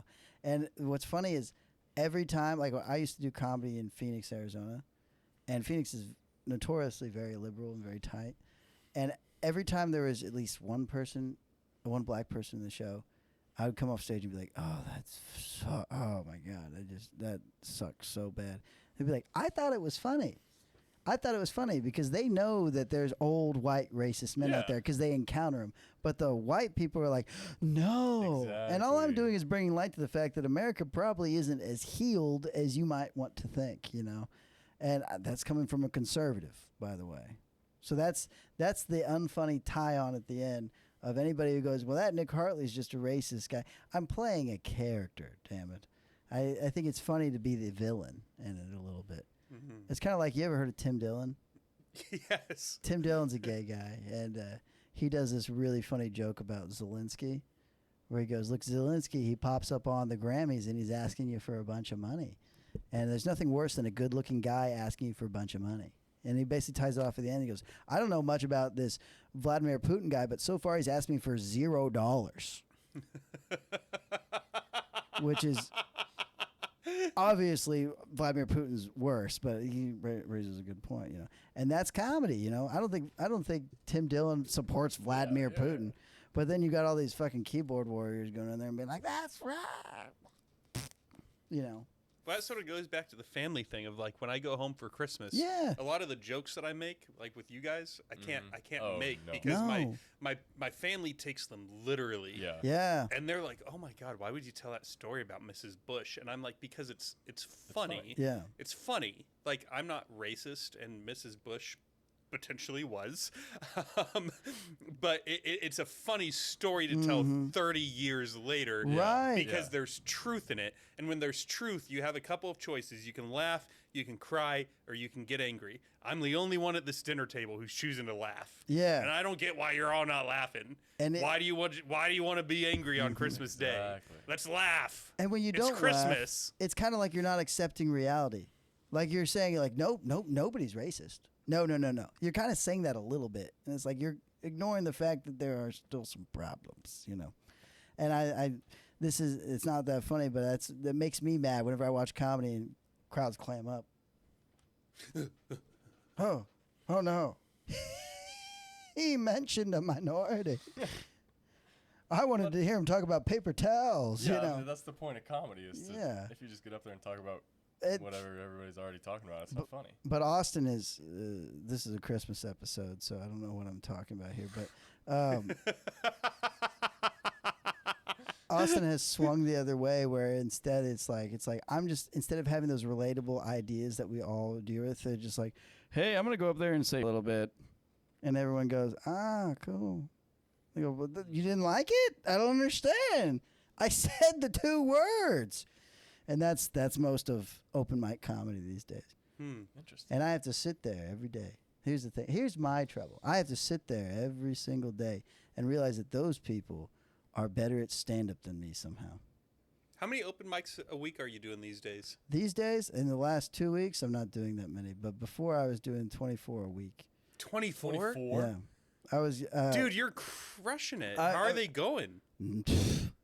I mean, stop doing them because they're just not useful. You know, like you go there, there's That's only so comics right. in the crowd, and Yeah. so you're sitting there and you're refining your jokes around what these insidious kind of, you know, the only thing that makes them laugh is like saying that or the fucked up thing, and then you go try it in front of a real crowd, and the real crowd is like, "Yeah, I don't like that." Yeah. And I don't like it either, you know, but it's not a way to actually, it's like imagine you're going to play pickleball and the court is way too big. When you ever go play on an actual regulation court, you're not going to know what you're doing. That's exactly what it feels like. Is because I'm going to a place that I don't want to be at for people that I don't want to do comedy for, and then refining my jokes for what works there. That doesn't make any sense. It's kind of the irony of Austin comedy is I've got to get in front of real crowds. However, I don't know how I'm going to get better unless I get in front of real crowds. In order to get in front of real crowds. So now you've got all these guys that are like going up to people and being like, please just give me some stage time. Oh, but the stage time they get is in a shitty bar up on like a Friday at 6 p.m. or a Tuesday at 10 p.m. and there's 3 people in the crowd and you're going, okay, well, I guess I will get no feedback. That was a funny thing recently that me and a friend went to a Friday 7:30 show. I forget the name of the club. It was a Mexican restaurant on East 7th, if that rings any bells, on the 2nd floor. Open mic? No. It was a show. It was a show. And at any given time, we stayed for the entire show because we went out specifically to watch comedy. But at any given time, there's probably like 8 to 12 people in the crowd, and then 2 would leave, 3 would come in, 4 would leave, 5 would come in. That's a pretty good ratio, 8 to 12 for Austin. And there's 2 things weird to me. The whole room probably sat about 20 to 30 people, and I was surprised that on a Friday night, on a show that goes from 7:30 to 9 on East 7th, it ends at 9, and then you can go directly to the bars and the clubs and whatnot.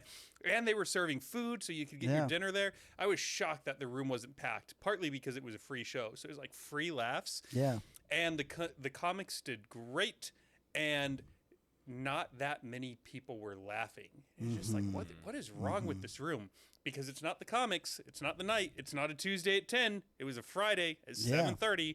Great time. And I just didn't get, like, why is the room not packed? And why is no one finding any of this funny except me and my friend that were there? Yeah. I have an opinion, which is that when Joe Rogan first moved here, everyone was so excited about comedy. Everybody went to all these shows. They were like, whatever. And then they realized the shit that was being presented to them. And then it just became a thing of like, I'm not going to an open mic. That's the worst thing I could. That's the least fun I could have at this night. Because the comics that we have here, and I'm not digging on anybody, I may be problem, but I try not to be, is like they're not even trying to make jokes. They're just trying to do the edgy thing. And New York and L.A. and Nashville and Colorado and Chicago, they all make fun of us because we have the worst open micers in the world. And then at the very tippy top, we've got all of the greatest comedians in the world. We have the Shane Gillises, you know. We have all of those people here, Tim Dillon, the Theo Von. We have all those people that are here all the time. But it's like so polar opposite. Like, and so they're just not going to go out to those shows. Instead, they'd rather go to the mothership. They'd rather go to Sunset Strip or whatever. And yeah, so comedy is dying, and I will soon be bagging groceries at a grocery store. Have you thought about moving?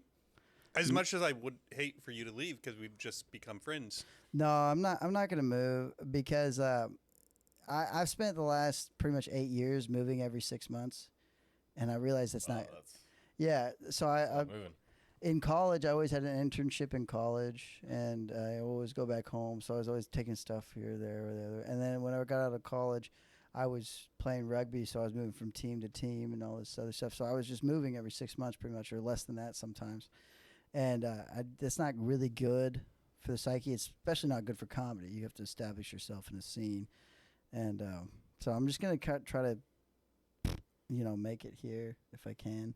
And then if I can't, then I'll probably just go home and have a family and be happy. What do you think of that? Go home and raise a few kids and maybe have a good Christmas. Be happy a little bit. Christmas. No, Christmas. but instead I choose pain. I choose this fucking. We're too drunk right now, dude. How do you feel? It's 1 completely sober, 10 blacked out. Where are you on the scale? 10 or 1, probably like a 3. What are you at? I'm actually fine, I think. I could use another beer, to be honest. I'll get you another beer. Talk about. You don't have to if you don't want. I can go grab it. I don't want to be rude. What do you want me to talk about? I'll talk about something. Ben, I know you just said you'd talk about something. I feel like of all Hey, three Nick, of us, take a step away. of all 3 of us, you have been the quietest I tonight. have, yes. What is on top of your mind tonight for this? Top of my The mind. 2025 DSNSB Christmas Hootenanny. You have sat here and listened to us tell jokes and tell stories, and you've told a few yourself. You've done some trivia. You've listened. You've drank your eggnog. You are not influenced by nicotine. What is going through your head? a good question, David. This is smart people. You did that math so quick. I still don't even get it. He was like 12 plus 1 is 13, and that pair happened 6 times, and I was just like, what the fuck? It's like the same thing as whenever you have like a 5 divided by 2, that's always a 10 in some way of decimal. 2 divided by 5 is always a 10 divided by in a decimal some way, right? Because 2 and 5s are connected in that way. So if you take 2 divided by 5, you're going to get a 1 somewhere along the decimal range. So 200 divided by 50 is what? 10. Right? Or 4. Sorry, it's 4. Yeah, Fuck. yeah. Sorry. No, it's 4. 250 divided by 5 is 200 divided by 5 is a 4. And then 5 divided by 2 is a 1. Right? No, it's 2.5. Brother. Cut it. I don't know, dude. I was really trying to think of what you were trying What to the say. fuck am I? I think I'm talking about multiplication. Yeah. Yeah. But this is a Christmas episode. Honestly, we could probably cut an hour of this podcast. You know what I mean? I think a good ending was whenever we were doing the Christmas songs, and it goes, we could do it. We could an outro right here and just splice it right there. Be like, all right, Christmas songs. Well, then. truth be told, I've been thinking about the name of the Grinch's dog this whole time, and I just can't think of it. Oh, you were still on that. It's been nagging me. What was the name of the Grinch's dog? Yeah, I've been thinking this whole time, and I just Also, can't I come up with proposed to him that like the last hour probably wasn't satisfactory. I've enjoyed every second of this it. I think maybe episode, you're just being too hard on yourself. You're right. It wasn't necessarily Christmas themed, but but it was fun. You're right. I'm 100%. I was you're actually right. just thinking while I was peeing, I was like, maybe this one will be named like the Christmas episode gone wrong. yeah. Or like the Mm. dark Christmas episode, or like I'll have to think about it for a few days. Last Christmas, I goes said wrong the very N word. Yeah. The gay Christmas episode where we talk about racism. Yeah. What was the Max? Max. Golly, I feel silly now. Not a I don't president. think I could have come up with that, but now that you said it, I Yeah. knew it. We don't know that much about Christmas. I feel like we failed. Give us another. All right, I have a few more. Let's see here. I don't deserve to be wearing this sweater right now. In Charles Dickens' A Christmas Carol, what is Scrooge's first name? Ebenezer. Good. Nice. What color is Santa Claus's suit? Red and white. Name the popular green plant that people hang in their doorways during Mistletoe. Christmas. These are what? It's not mistletoe. Holly? Nope. Marijuana. Nope. It's on my door. On the Yeah, that's outside. A reef. Yep. What red-nosed character guides Santa's sleigh through Rudolph. Yeah. What day is Christmas celebrated each 25th of December. Oh my God. You're in your I'm in the sweater zone there. right Yeah. now. Wait. Hang on. I didn't write the answer It's to not this math, one down so for I'm some fine. reason. What is Yeah, give me a math question, please.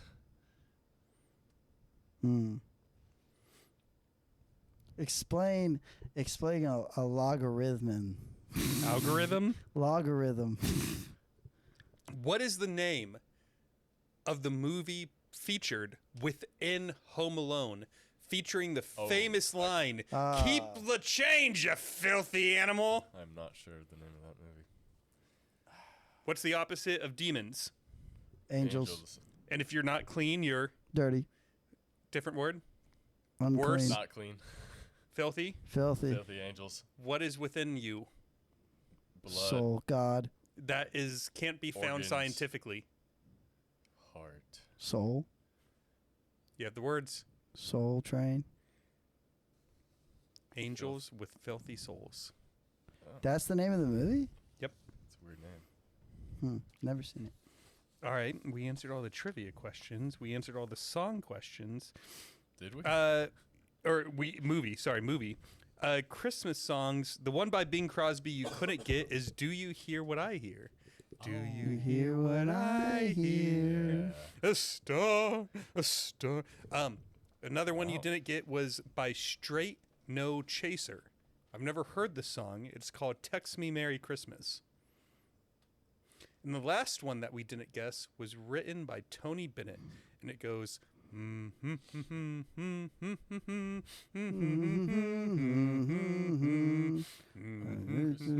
Oh, Christmas tree, your branches. So in terms of songs, Nick got 1, 2, 3, 4, and Ben got 2.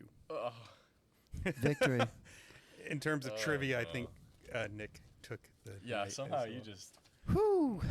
You It's no cleaned it up math. there at the Listen, end, yeah. if it was a math test, you'd have got me. You'd have got me. And we good. went through all 7 pages of notes. We talked about Christmas songs, Christmas movies, Christmases gone wrong. Oh, here's a fun one that we could sort of wrap things up All on right. since we are nearing the 3-hour mark. What is your favorite Christmas food? We sort of talked about Christmas versus Thanksgiving, but if you had to choose one favorite Christmas dish, what would it be? And I've noticed that neither of you have eaten any of my baklava yet. I We would didn't have the opportunity. You could have gone whenever you wanted. Me and Nick could have Oh. talked. Me and you could have talked. I didn't know that was an option. My I'll have some answer Okay. is a good glass of cold milk, whole milk.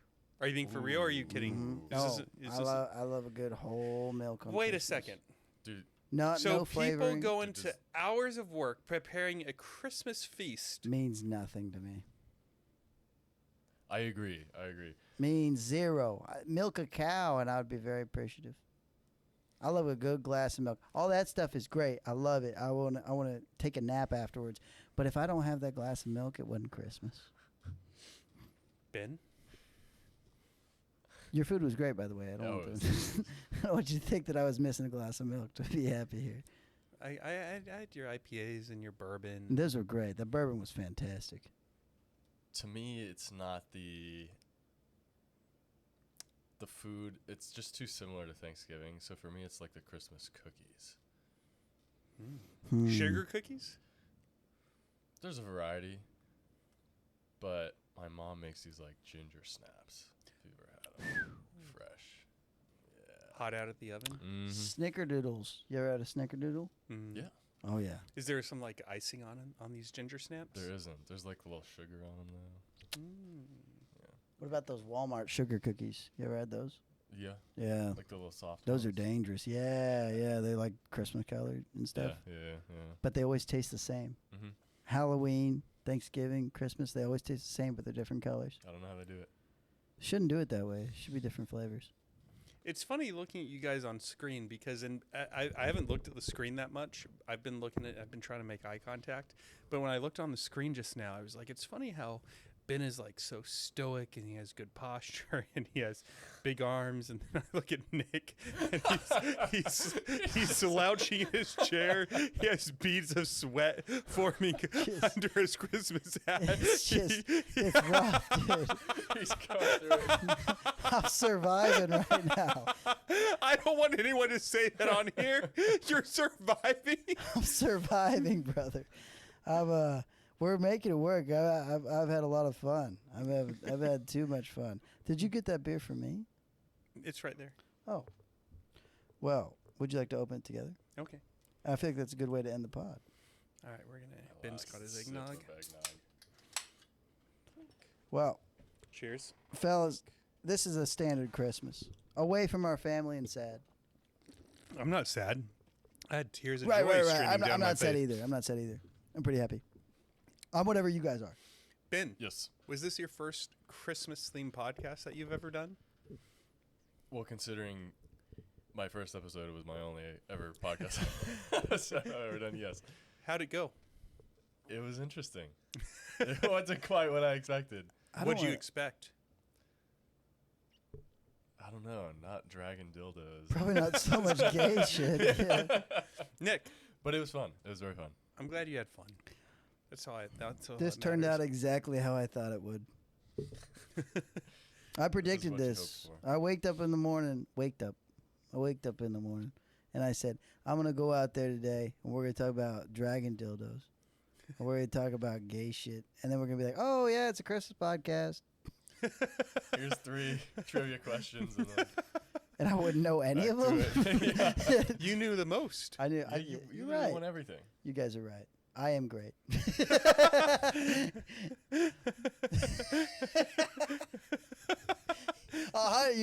You're right. You're right. I'm pretty great. But no, I had a lot of fun. I knew it was gonna be great because the first podcast we had was really fun, and it doesn't really matter if it's Christmas or Hanukkah or fucking St. Patrick's Day. It's always gonna be a good day with Mr. David Saturday here. That's what I call him. David He's in my phone as David yeah, what Saturday. is your last name? It's Saturday, right? It doesn't matter what it is. He's David Saturday to me. And this is Ben Benkus, if I got on my left, you know. You don't know who Ben Benkus is. He's a comedian, but that's you, dude. You're Keanu Ben Benkus, you know. Leave me alone. Yeah.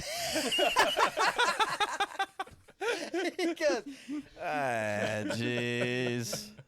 But no, what did you do for work? It's time to I'm a video editor.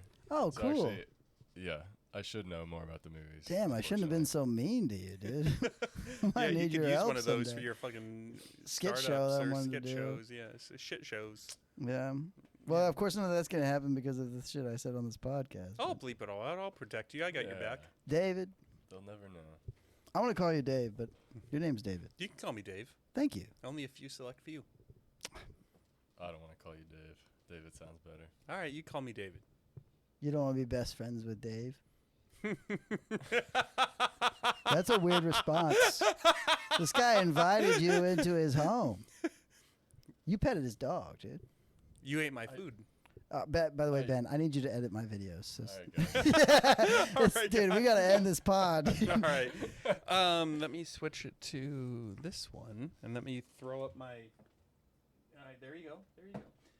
All right, to the audience, whoever you are, Merry Christmas. Thank you so much for tuning in to the 3rd annual DSNSB Hootenanny, and yeah, have a very jolly season. I'll see you all later. Bye, guys.